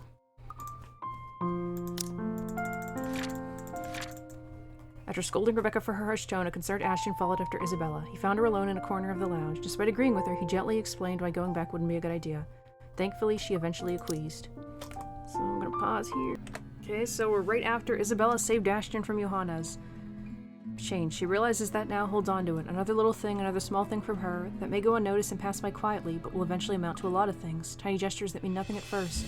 Began to matter to me one day until, despite myself, a small smile slips from my lips at the same warmth from earlier and furls in my chest. Unhurried, familiar, and bright from all those years I've carried it, but have never given words to it. Stop smiling like that, Ashton! I'm not done scolding you! But this time they come easy. I heard all of it. Don't worry. Are you really okay? That guy hit you a little too hard on the head. Here, let me... I reach up just as she extends a hand toward my face, catching her wrist in a light grip, drawing it closer, and folding her hand in between mine. Although her expression does shift into mild confusion, she does not pull away like I'm expecting. She simply stares at me, searching. For her to allow a gesture from me that's perhaps too close, it tells a lot how far things have already shifted in the past few years. Cradled in mine, her hand still trembles. Most of the tremors have already subsided by now, though I doubt it'll fade away this soon. Even as I trace the lines of her palm, in what I hope is a comforting gesture. I'm sorry. For what? I'm sorry, Belle. Is this about what happened tonight? You can apologize later when... No, well, this too, but it's not just about This this. is gonna be a really long episode. It's for. Oh, he got louder again. It's for a lot of things. For calling you clumsy, and careless, and a scatterbrain. Are you sure this isn't a concussion? You would think that, wouldn't you? Well, you don't usually apologize. Yeah, I know. I'm sorry about that too. For all the times I've teased you and made you cry. Unexpectedly, her fingers tighten around mine, our hands falling between us as something tender shifts in the air. Another exhale. Another drawn breath eases out of me, filled with every hesitation and uncertainties, but when I finally choose to break the silence, it's only when I know what will slip past my mouth is the one truth I will hold against the world. But for all those callous words, despite all those, there's nothing that I don't love about you. In fact, those things, I love those. And everything that's you. For a long moment, she offers no response. Her grip on my hands merely tightens. Although my heart's pounding hard against my ears, I take a chance and look up, slightly leaning away and giving her a cautious glance, more than ready to hear her rejection. Instead, I find her on the brink of tears with an almost unreadable expression on her face. When she notices my eyes on her, she hastily reaches up and wipes it with the back of her hand. It does not keep them from falling, and soon they trail on her cheeks despite her best attempts. To say this is panic shooting right up at the base of my throat is a complete understatement. This isn't how I expected this to go. Hey, Belle, did I say something wrong? Why would you? I don't even have anything. What? I don't have anything. I'm not rich. I live off instant noodles almost every day. I have a couch, that's all I need. I can't do anything properly without someone helping me. Except maybe if it's drawing, but that's beside the point. I didn't even get to graduate, even if I was so close. I'm not even sure that scholarship will get me anywhere. And ever since I came here, in the 5 years you've known me, I've got us into all kinds of trouble. I got us all cursed. I mean, I'm the one who opened the letter, not you. So why would you even say that? I'm not... Maybe it's the moment itself that spurs me to it. The desperation, the fear of almost dying, that I've already said more than what I'd usually allow myself, and I might as well finish before I lose my nerve. No matter the reason, I reach out for her. Gently, so unlike the way she barged into our lives so many years ago. The way she came in would leave a terrible impression on anyone, really, and yet it's people like her that you don't easily forget. It's them that gradually worm their way into a person's life, until the very thought of losing them becomes unbearable. Isabella trails off once my palms brush her tear-stained cheeks, but she neither pulls away nor pushes my hands off. Rather, she looks at me with wide eyes, searching for another look. Another searching look. I only have one answer for that. It doesn't matter. All of that is still you, and that's enough for me. No promises, only truths. Perhaps the only genuine thing I can offer her at the moment. Give us a CG! I don't even know what happens or if we'll ever survive this. So instead of words, I lean in, our foreheads briefly touching, before brushing my lips tenderly against hers. There we go. Another awkward kiss CG. The kiss is nothing intimate by any means. There's a brief second our lips touch where she tenses, unsure. A long moment of not knowing what to do with her hands until she settles them on me. Slipping it up my arm in a light grip, afraid, too afraid to make a mistake or hurt. But for now, it's enough. It's the closest we can come to it. Rather than give out empty promises or grand proclamations, we have this. Something she soon understands as soon as her shoulders ease and she permits me to draw her closer, deepening the kiss. Softly and gently, a short second of simply allowing the world to melt away around us and this to roar above anything else. Like every little thing between us has built up to this one single point in time. A moment that has become ours and ours alone. Something to hold close until all of this is over. Excuse me, Isabella, I gotta write in my journal about this. Understanding how much she also meant to him, Ashton took both of her hands in his and apologized, and in a rare moment of honesty, confessed what he truly felt for her, the one truth he would always hold against the world. We part later to the sounds of the world rushing back around us, thunder, rain, and lightning, all to remind us both of the reality we have to face. Enough to dampen the mood and force back the worry I've temporarily forgotten. Yet when I glance back at Isabella, all she has for me is a small smile, bright and hopeful, and it is strength enough. One that I try to draw from when I rest my forehead against hers one last time before leading us both out, her hand in mine. I think we can pause here. So we just started Luke's chapter, and it started a bit strange and ominously. Maybe this is right before the housewarming party, I don't remember. So outside, another streak of lightning flashes and a clap of thunder ripples across the sky. Wait, no, that's Ashton. To say that I'm scared of what's happening is a gross understatement. Trouble of any sort is the last thing I want to get home to after a long day of work and a trip to the bar. And when I see Hana near prostrate, I can only feel dread. She twitches and seizes, body wound and coiled tight before thrashing, shuddering, and shaking. So this is when she opens up the cellar door. Like a woman possessed, her mouth falls open and her eyes roll to the back of her head. It has the hallmark signs of a seizure. The symptoms are similar enough, and that knowledge, the fact that I know this, only makes me feel worse. But to hold her close is all I can do while she thrashes about. This is trashes about. I know this is wrong, that I'm not supposed to even hold her down. Yet I do it out of instinct, reflex even. I'm terrified of hurting her, but I see another way to keep Hana from hurting herself. It takes a lot to keep myself from running off to get help when she needs me. We've seen this before. But this is the non-separated path, I guess. And it takes everything I have to keep myself intact. When she says my name, I realize that the seizures have stopped, but that doesn't make the dread go away. Please. What happened here? Who did this to you? I don't know. I'm so sorry. The sight of her tear-streaked face is enough to twist the knife in. It does not help that I'm as lost as she is right now, and all I can say is, Shh, it's all right. You're safe now, Hana. You're safe now. I must have sat there in the kitchen, cradling Hana in my arms for an eternity until Shrokin and a maid ran in, assuming the worst. She'd been screaming enough to attract the attention of anyone on the mansion property. But that's all well and good in the end, I suppose, as they helped carry Hana up to our bedroom. I doubt I could have managed on my own. I might have slipped on the stairs and cracked both our heads if I tried. Both Shrokin and the maid do a short work of making her comfortable while I sit on the sidelines. I've no idea how long I remain there, just watching them and her. But at some point after they've left us, the sun is set, leaving the room dark and silent. Nestled in all the pillows and blankets and put on her side, though, Hana looks smaller than ever. She looks so weak and vulnerable that I cannot but worry. Not to mention the children. Think about the children! I wouldn't know how such an event could affect the babies in the womb. So I guess we've already learned about the babies, which is a shame because I would have liked to have seen that from his perspective. Now seems like a good time to get drunk as any. But I just can't. Good. I can't bring myself to leave her side just to intoxicate myself, not with what just happened. I might just drink myself to death if I so much as tried. Please. Stay with me, darling. Of course. Anything for you, sunshine. There's no way I can leave her side without feeling guilty. Besides, what sort of husband and father would I be if I don't take care of her when she's sick? Not that I'm too confident about what I can do on my own. I'm not trained for this sort of thing. Even if I've experienced similar scenarios before, I might still have it all wrong. I've already called out our personal physician along with the obstetrician who knew of her pregnancy for a house call in the morning. We'll have to go on from there. I don't like to think about it, but I can still remember the doctor's instructions on how to take care of my mother when she was ill. Provide a safe space for her to rest, check. Let her lie on her side so that she doesn't choke, check. Loosen tight clothing to let her breathe, check. Keep calm and don't panic. Well, I'm having a bit of trouble with that one, aren't I? Do you want any water? Something to nibble on, perhaps? I can call for something to be brought up. Soup would be good, right? I'm fine, Luke. Don't you worry. I'm just a little sick, but I'll get better.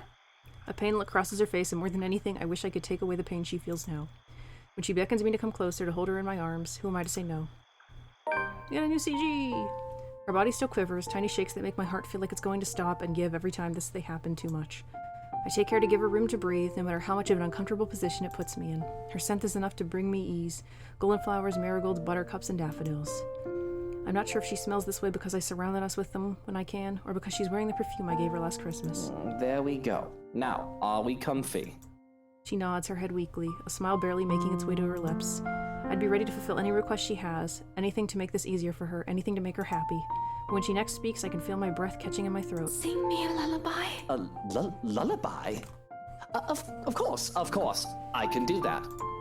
I know I've done so many things in my lifetime that would justify a horrible end, but not Hana. She doesn't deserve this. This is all far too horribly familiar. To find myself in bed, clutching reverently to an ill-beloved, wishing it wasn't real and hoping it wouldn't get any worse. To find myself screaming at a god I've long abandoned and forgotten. Not her, not again. Take her and you will bloody rue. To have a lullaby shared so that we can forget the pain and the fear. Hush, my darling, don't say a word. I'm gonna catch you a mockingbird. I can hear her breathy laugh, though she doesn't tell me to stop. If this amuses her, then that's fine. But her breathing soon evens itself out, a good thing too, and before I know it, she's fallen asleep. He was about to kill that mockingbird if it didn't sing. If only it would be as easy for me. I certainly don't envy her, but I don't particularly like how my mind runs right now. Battered and frayed, clutching at straws, and asking myself if I'll really let myself fall apart in this moment. It's alarming just how the thought of losing her could break me, pregnant or not. And if that mockingbird don't sing, I'm gonna get you a diamond ring. I've already lost my mother, the only other woman I've truly loved in my life, and without knowing then as a young man, that wounded a great part of me. I'm aware now of how scarred I am, for lack of a better term, and if anything ever happens to Hana, well, I don't know what I'd do after the fact. Would the loss drive me insane? Would I become mad and swear bloody vengeance on a world that deserves less than her? Would I end up drowning in sorrow and guilt until I end up drinking one night and figuring a bullet is a good way to go? Or perish the thought, would I become like my father, one who had no further love for anything, not others or even objects or self? The vainglorious mogul that worked and worked for the sake of succeeding in the search of happiness that would never come. And if that diamond ring turns brass, we're gonna go to fields of grass. Never heard that line before. For a long while, I was that man, wasn't I? Pursuing golden glory and nothing else? Bloody hell, I even started courting Hana for the money her family had. She was a mark to be attained. She was just so bright, and I don't mean intelligent, though she's certainly that too. No, she was bright in a manner that she could bring such sunshine to anyone's dreary life. I thought I would need to put on a mask with her, just like with all the others. But if anything else, she made it feel so constricting, suffocating, that I pulled off the mask on my own. I had wanted to be myself around her, just as she was so willfully showing her real self to those around her. It wasn't some sudden realization, there was no eureka moment, it just happened. And in those fields where we roam, we'll take daffodils for our home. I really think he's making up the lyrics now. We would meet up and talk about business, but then those could only last for so long after a few dozen dates. We ended up talking about other things, little things that didn't seem to matter so much, inconsequential things that would end up forgetting in the grand scheme of things. Good food, good music, dogs, the film we just saw, books we've read that while we were apart, and places we wanted to go. Things that weren't important suddenly are. It confused me so much, but I was happy, and at some point I told myself this was the woman I wanted to spend my life with. Then I would forget that, a lot. It was out of some misguided need to be my own person, to not be defined by anyone else. I refused to put her on a pedestal or make her the center of my universe. Married or not, we were our own people at the end of the day. But I would forget to, at the very least, remember that she was there with me. And if those daffodils die and wilt, we'll still have the home that we built. Unfortunately, it's cursed. And she made me better, but I am, still me to an extent, still the son of a bitch that has something to prove. I forget it again and again, no matter how hard I try. I'll spend extra hours at the office, or something or another, to have favorable stocks, to take care of a debt, something. Sometimes I'll even bring work home if I haven't gone to drinking and destroyed my liver. I'll flaunt the riches, some of which aren't even rightfully mine in the first place, and lord myself over everyone because I fucking deserve it. Because that is how I prove myself. And I don't even have to prove myself to Hana. Sometimes I wonder, had we met under different circumstances, had I grown up a different way, would all of this be any better? Would we be any happier? Good night, my sunshine. Now there's a thought.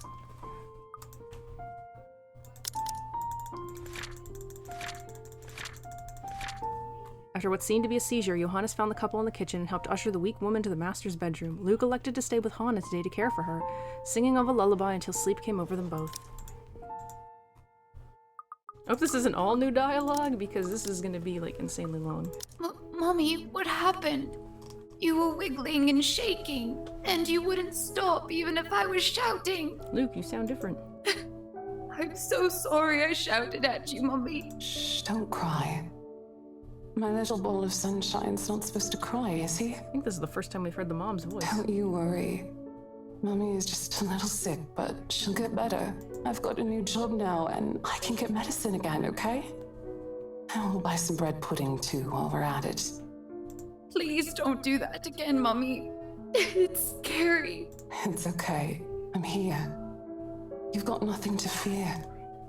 But you have to be brave, too, Lucille. Even when I'm not around, be brave. Choke back a scream and wake up in a cold sweat. Yeah, it's letting us skip again, thank goodness.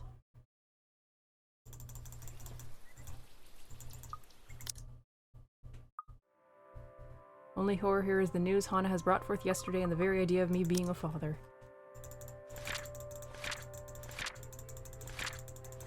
Never know when they're gonna throw new stuff at you. Neither the deafening sounds nor the biting chill spreading across every room of the place. My wife is pregnant, bloody bullocks. There's no place for fear when another set of problems already burns that fuel, so I wait for another second. Okay, I'll pause. This is the thing, was it? Okay, so Zachary has just left. In the meantime, the bigger problem at hand. It's on a whim that I've chosen to cook. Sure, I have a lot of other things I could have done instead, but cooking distracts me, and I do find it relaxing on the rare occasion I step up to the task. Hey, we got a new item CG! What the heck are these things? I recognize the eggs, but they're not cooked, they're separate eggs. They're shelled. On the tray, 2 plates of roti paired with spicy beans, boiled eggs, hash brown, and bacon topped up with peppers, courgettes, and akis? This is British food? I can't get back to sleep after my abrupt awakening earlier. Although I did think about drinking to get some 40 winks, I changed my mind at the reminder that my very pregnant wife is sick in bed. I love my alcohol, no doubt, but there are times when even I shouldn't drink. As it is, I'm running on nothing but 2 cups of coffee. The surprise on Hannah's face is apparent the moment I step into her bedroom holding a breakfast tray. But it quickly changes to a look of delight as I place the tray on the bed. Good morning! What's all this then? Oh, that does smell good. I made breakfast. In hindsight, I probably should have prepared something a lot healthier for you. Oh, don't you fuss. This is absolutely perfect. A little grease isn't going to kill me. Feels like forever since I last had your cooking. I don't see what you're so enthusiastic for. I'm no master chef. I won't be too mad if you tell Johans to cook something else for you. That just means more for me, of course. I can't wipe the grin off my face when Hannah takes a bite and looks like she's enjoying what I've made. It would be a lie to say I'm not glad or proud that I can make her happy. Though perhaps I haven't been able to do that as of late, but Hannah needs me now, and that counts for something, doesn't it? Oh, I don't think I can finish this all. But I should, shouldn't I? After all, I am eating for 3. I feel a terrible pit in my stomach as the reminder. I try to fill said pit with food anyway. But bloody hell, I don't think I'm ready to raise a child, let alone 2 of them. There's nothing else that can be done other than to steel myself for fatherhood. Speaking of you 3, what did Dr. Hobbs say? How are you and the babies? How is Kelvin? The physician took some of my blood. I'll go through some other tests tomorrow to make sure we're fine. How are you 3 months pregnant?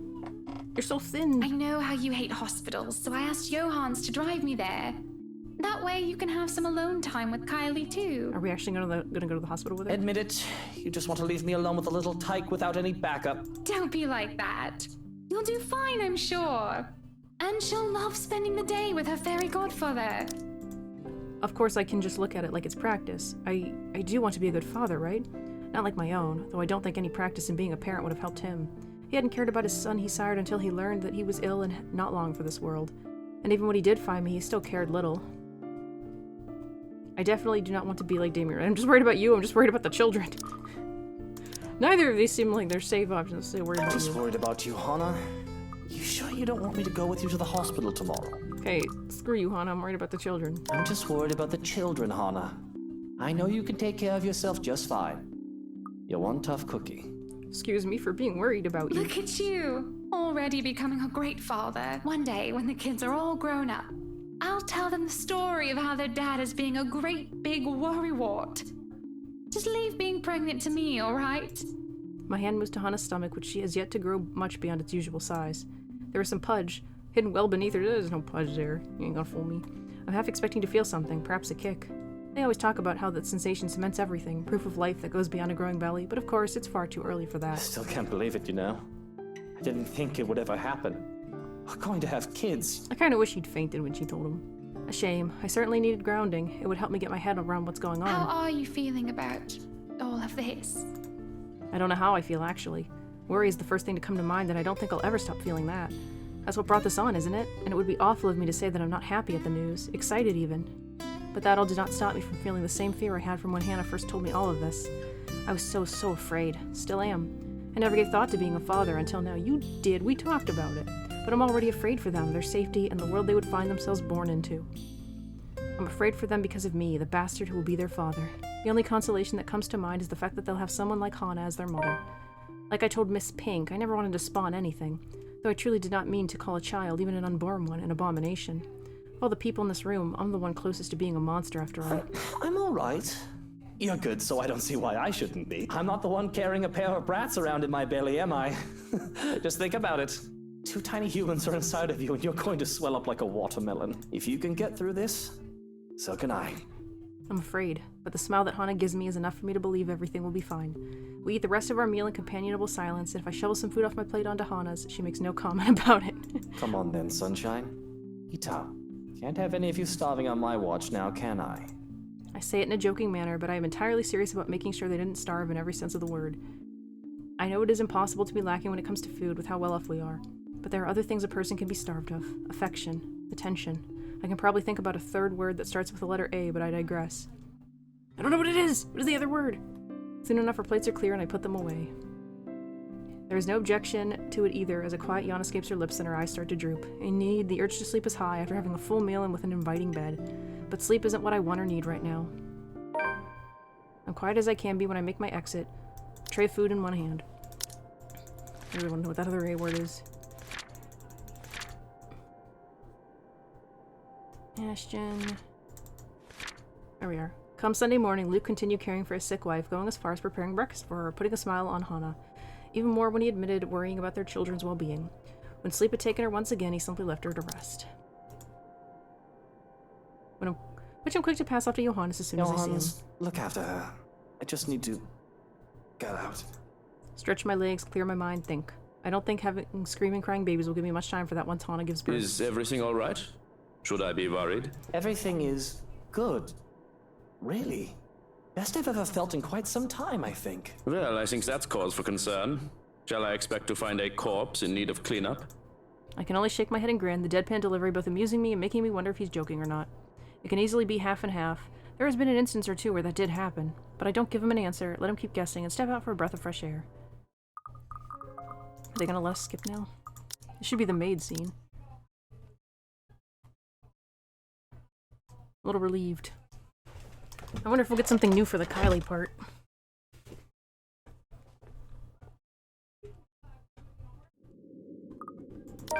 Oh, flower thing came back. Still didn't get that doctor scene.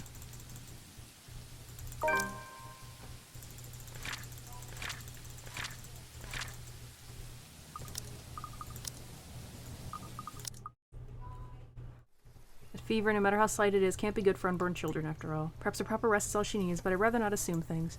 I'm a businessman, not a doctor. I wonder if wonders why I ever bothered agreeing to babysitting duty at that. But here I am, scheduled as today's babysitter for Suarez's brat once her father drops her off on the mansion steps. So, yeah. Hannah, on the other hand, is pregnant and will be away from us at the day. It is a small relief that Johannes will be with Are there her. any updates about the woman? Talking about the maid.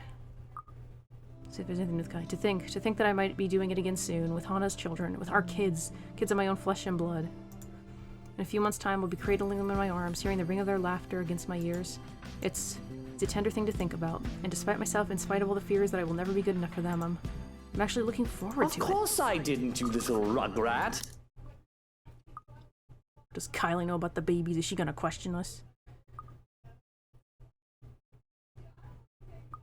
Nope, she just sang a creepy song.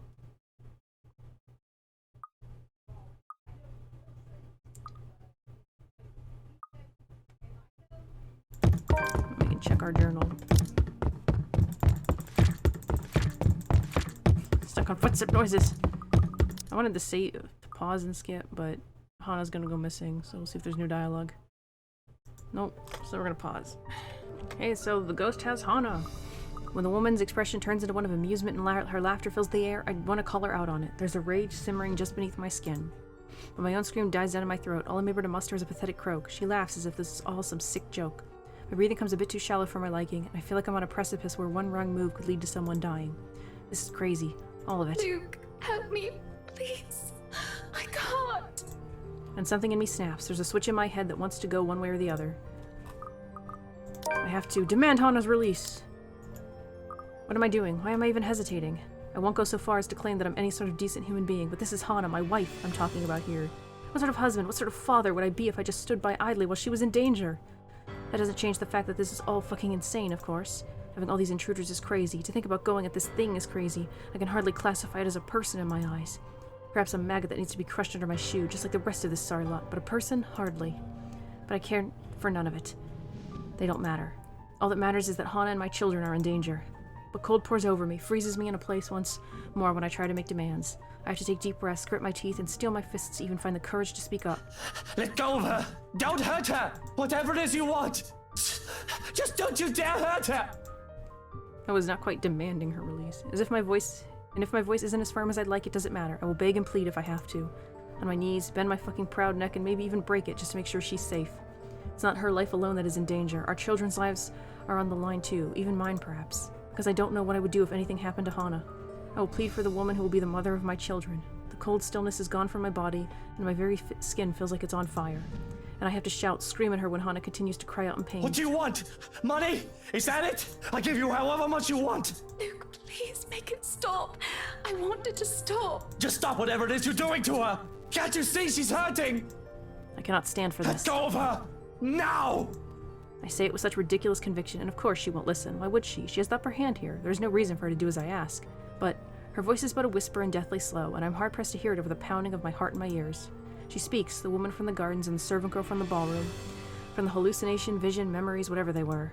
A hush settles over the room as we listen. Do you really wish to be with her? There are no second thoughts. More than anything!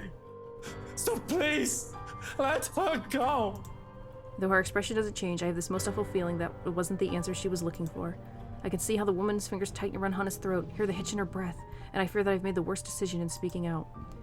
I didn't think she would listen, yet she does. A hand on Hana's back sends her falling down the stairs. I move to catch her, and that sends both of us sprawling at the foot of the stairs.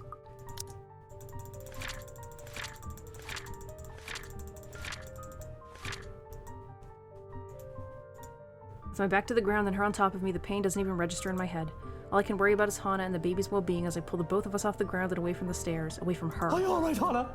Are you hurt? It takes much too long for my liking before she speaks.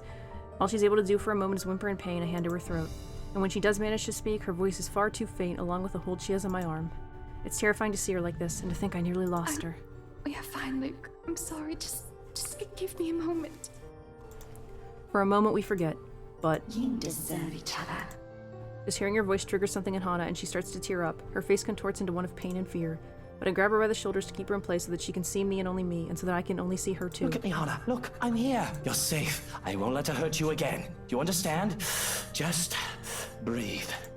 I don't know exactly what in bloody hell's going on, yet I can't find it in me to care, whoever these people are and whatever they're here for. These are not acceptable conditions for a pregnant woman. For all I know, this is all some dumb charade to get to me. All the times I've seen the woman before, it could have all been an act to get under me, to get under my skin. And to think they dare hurt Hana? For all the fear I've felt seeing her touch Hana, I can only think of her as an actress in grotesque makeup. My hand still shakes, the fear not having quite gone, but anger fills me as I look at the woman, a sneer on my face. How dare you! I don't care who you are, but how dare you touch Hana! I want you out of my house! Out before I call the police and have you put away for the rest of your miserable life! And that goes for all of you! I hold my ground firm and strong with my declaration. But the nerve of her, she just laughs in my face. A terrible, dreadful laugh that makes me feel as if there are ants crawling on my skin and maggots squirming in my You ears. are telling me to get out of your house. You threatened to lock me up. She laughs and she laughs. What's so funny? What are you laughing at? None of this is funny! But she persists and it almost feels like her voice is in my head. Oh, no different. No different. You're all the same. You can all suffer together. And that is when everything turns to complete and utter shite. Yeah, it's the same dialogue as before. Oh, it's letting us skip it, thank goodness. 9 times out of 10, it never lets us at that. Take Hana with me. We can start a new life out of this dreadful city. Start a family. There's nothing for us here. Her parents are long gone. Nothing to keep us tied to this place. Shrokin has likely been taken by this woman, and he's not what binds me to this wretched city. I only need Hana. We can leave. We can... Careful, Luke! Step on the ladder. Put that knife down, Lucille. Hey now, Mr. Wright. And blaming everyone in this room isn't going to get us out of this place. Please put that knife down, darling. You might hurt yourself. Are you taking their side? You're also stuck in this nightmare, Buttercup. What about the children? Aren't you the least bit worried about them? Are we gonna get the punching CG after all? The creature is out to get us, and you're still defending these people. I'm not defending anyone, Luke. I'm just trying to be reasonable when you're clearly not. Oh, of course you're not. You're just... Why no? Why would I you? Right. Oh, here's your... Are you really that... Because if that's what you've been meaning to do... Slap the knife. Hey, we got the punch CG after all. It's still the same dialogue for sometimes. Don't.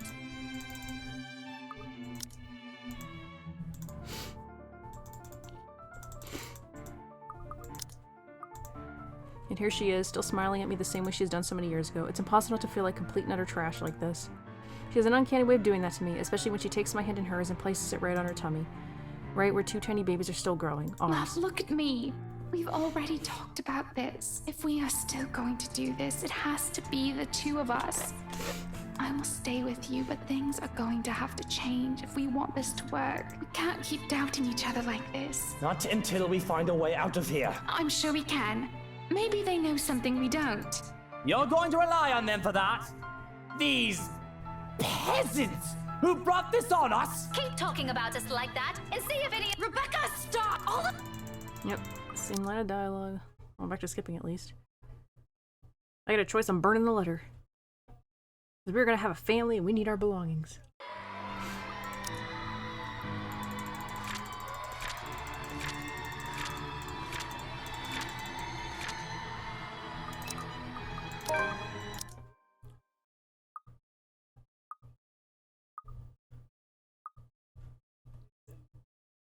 Epilogue! For undisclosed reasons to the public, the mansion is put back on the market months later, while Briar Realty Corporation faces criminal charges filed by one Luke Wright. After the news of the lawsuit broke out and the realty company's declaration of bankruptcy, rumors quickly spread across Luxborn City. But for those who still believe in the stories of the old and those who know the truth, it is but a testament to the curse and the secrets of the Ermengarde mansion has hidden for centuries. If there will come a time those will finally be revealed, only the hallowed halls of the mansion know. To this day, it stands silent. However, on nights when the wind howls and thunder booms across the sky, some still claim hearing of voices within, of cries and wails that fill the nights and desperate calls for help from anyone who dares listen. As for those who once treaded halls, look, those noises are just the wind. Oh, look! We're a happy family. Despite their problems, Luke and Hannah managed to salvage their 7-year marriage. Not without its fair share of challenges, of course, especially for Luke. But for the sake of their children he tries, although the man still fears fatherhood, afraid of becoming like his father was to him. However, with a little help from Hannah, he eventually comes around, especially when the twins are born. He's still far from being a good father. He thinks he will never be. There are parts of him that will always remain unpleasant and will exasperate Hannah to no end. But even someone like him sees the joy in this, in having a family. For the first time in a long while, he admits he's content. They're happy. Months after her recovery, Marianne McCullough heads back to her homeland, ready to close a chapter of a past she has left hanging for so long. There, she visits Lorraine's grave, asking for forgiveness from the girls she once loved, something she has intentionally avoided for years. Although the terror of what she has witnessed inside the Ermengarde mansion still clings to her, she bravely chooses to move on from it, turning a new leaf by focusing on a new branch of her interior design company, and leaving her interior design company at Luxborn in the hands of her secretary instead. Although she never returns to the city after, she is frequently seen visiting to check on the people she has become acquainted with in her years there. Meaning, she'd have to return to the city to visit. Having finally accepted herself, she won't deny she's in a happier place now. Hey, we got a new friendship scene.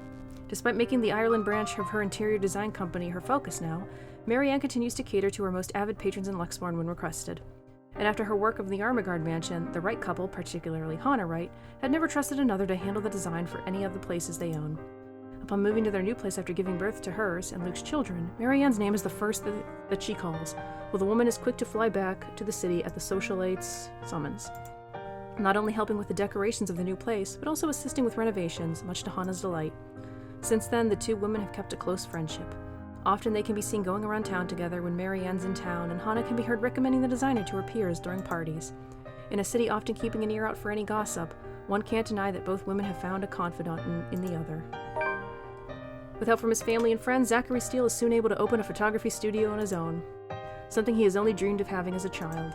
Although he still hopes to get back to making indie films someday, client work and small projects have kept him mostly busy. Hectic as it may be, he can only be glad for the amount of work pouring in. It has made moving on from the incident at the Ermengarde mansion easier, if not faster. But while there are still nightmares, with the support of his family, his doctor, and his own drive, the dark images have finally turned into pleasant dreams. He's aware that he won't ever truly forget, but he's no longer running away. At times when he's not busy or after a hard day's work, he thinks there's another story for the big screen to be told in that. An idea he may soon turn into reality once his time affords it. In the months that follow, Rebecca Gales becomes a prominent researcher within Luxborn's major academic circles, especially after writing that she has discovered about Anselm Village and the Ermengarde mansion. With help from Professor Andrew Clark, she is soon able to secure funding to continue her research, presenting her findings yearly at local and international symposiums. Now at the tail end of her current study, she hopes to publish her first book correcting all inaccuracies in the city's current history. A move supported by both colleagues, students, and friends alike. Though she knows she still has a long way to go before she can even begin to change people's minds about it, Professor Clark has warned her as much. She perseveres. Doing it not for herself, but for the sake of a history the future generation must never forget. Thank goodness! It's really hard to make them friendly because they don't interact much. No matter how disturbing her experience with the curse may have been, she remains the worrywart she always has been. Even after what she has seen, she continues to fret over people she cares about, sometimes much to their frustration or embarrassment. But if there's one thing that has shifted, it's her relationship with the people in their little group, particularly with Zachary Steele. In fact, on numerous occasions, she has been spotted dropping by his new studio, bringing the man food on days when he's swamped with work. They also seem to have grown more comfortable around each other than before. Maybe it's born out of their shared experience, or maybe the way they see each other has simply changed naturally due to the years they've known each other. Regardless of the whys, it's a change the man welcomes and appreciates. In turn, he strives to return her kind gestures when he can. We should have them hook up. Since Ashton is taken. For all the horrors they've seen, who would have thought something good would come of it?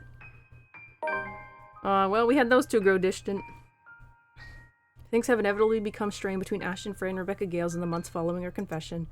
With their lives getting busier, the two have eventually drifted apart.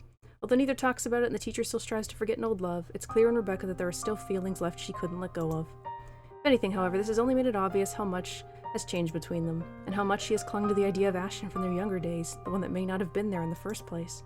Merely an idea for a starry-eyed young girl, but if there will be a time she will be able to accept this, to move on from the hurt and repair an old friendship that has fallen to ruin, only she knows. It'll happen. This is our happy ending. Amidst her struggles, Rebecca finds an unlikely companion in Luke Wright.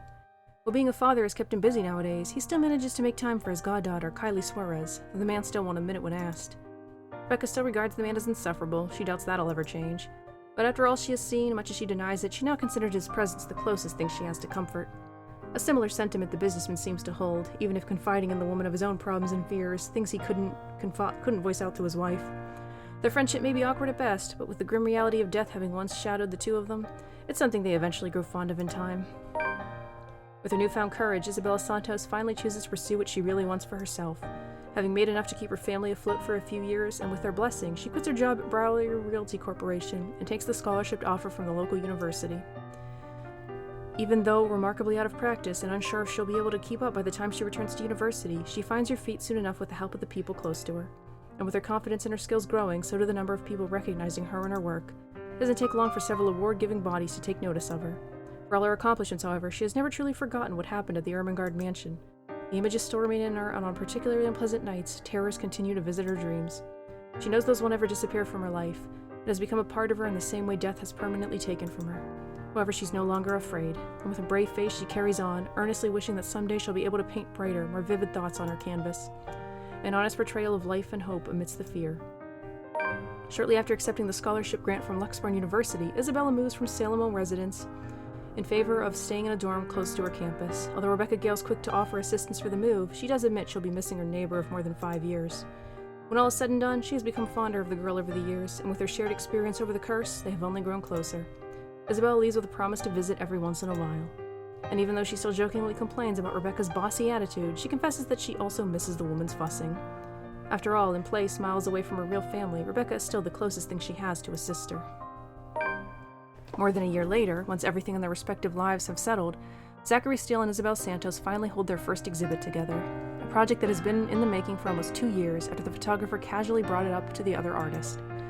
While merely intended as a small event, it has been surprisingly attended by several members of Luxbourne's upper class and art enthusiasts. Although only a few of the pieces have been meant for sale, the show has brought prominence to Zachary and Isabella's names in the city's art scene. It has since been followed by several other exhibits by the two, both in and out of the city. Currently, they are planning to hold their first show overseas. Yet, even with this unexpected, overwhelming fame, friendship between the two has remained strong. Theirs, after all, is a bond that goes beyond being mere partners. In a small project, he's her family as much as she is his.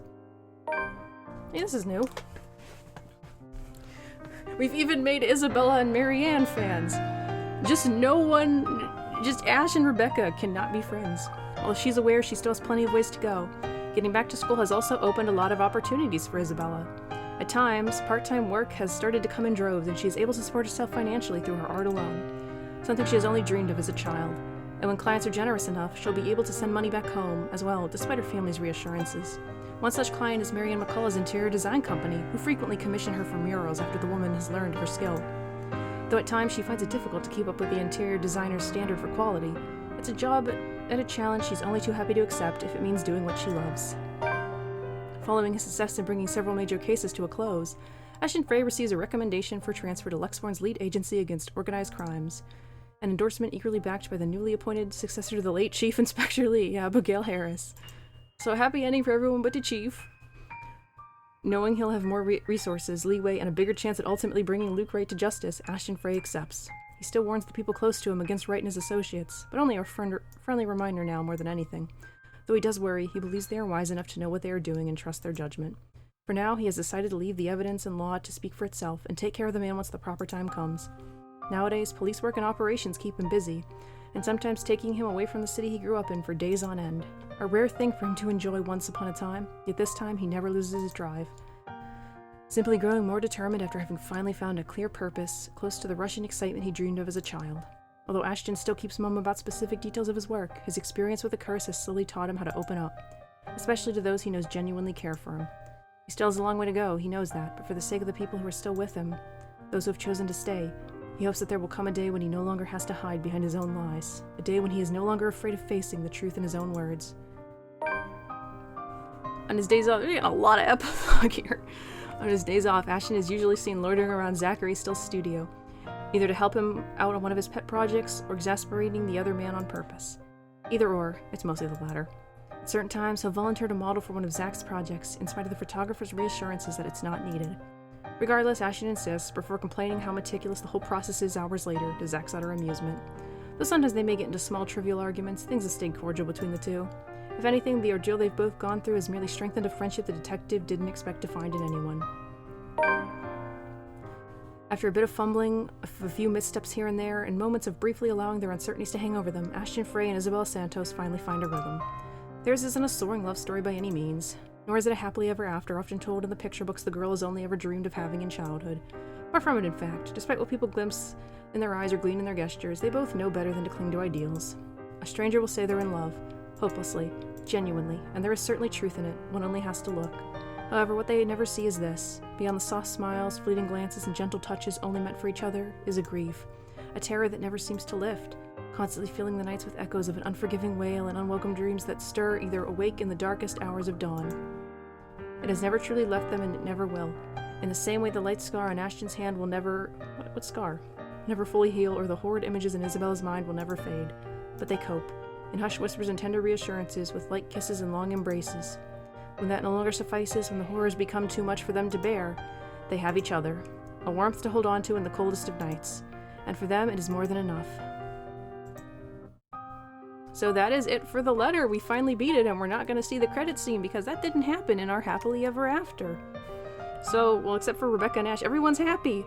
So, thank you so much for watching. I'm sorry to end this video so soon, but it's got to be about 2 hours long now, so please leave a comment, and I'll see you all next time. Bye!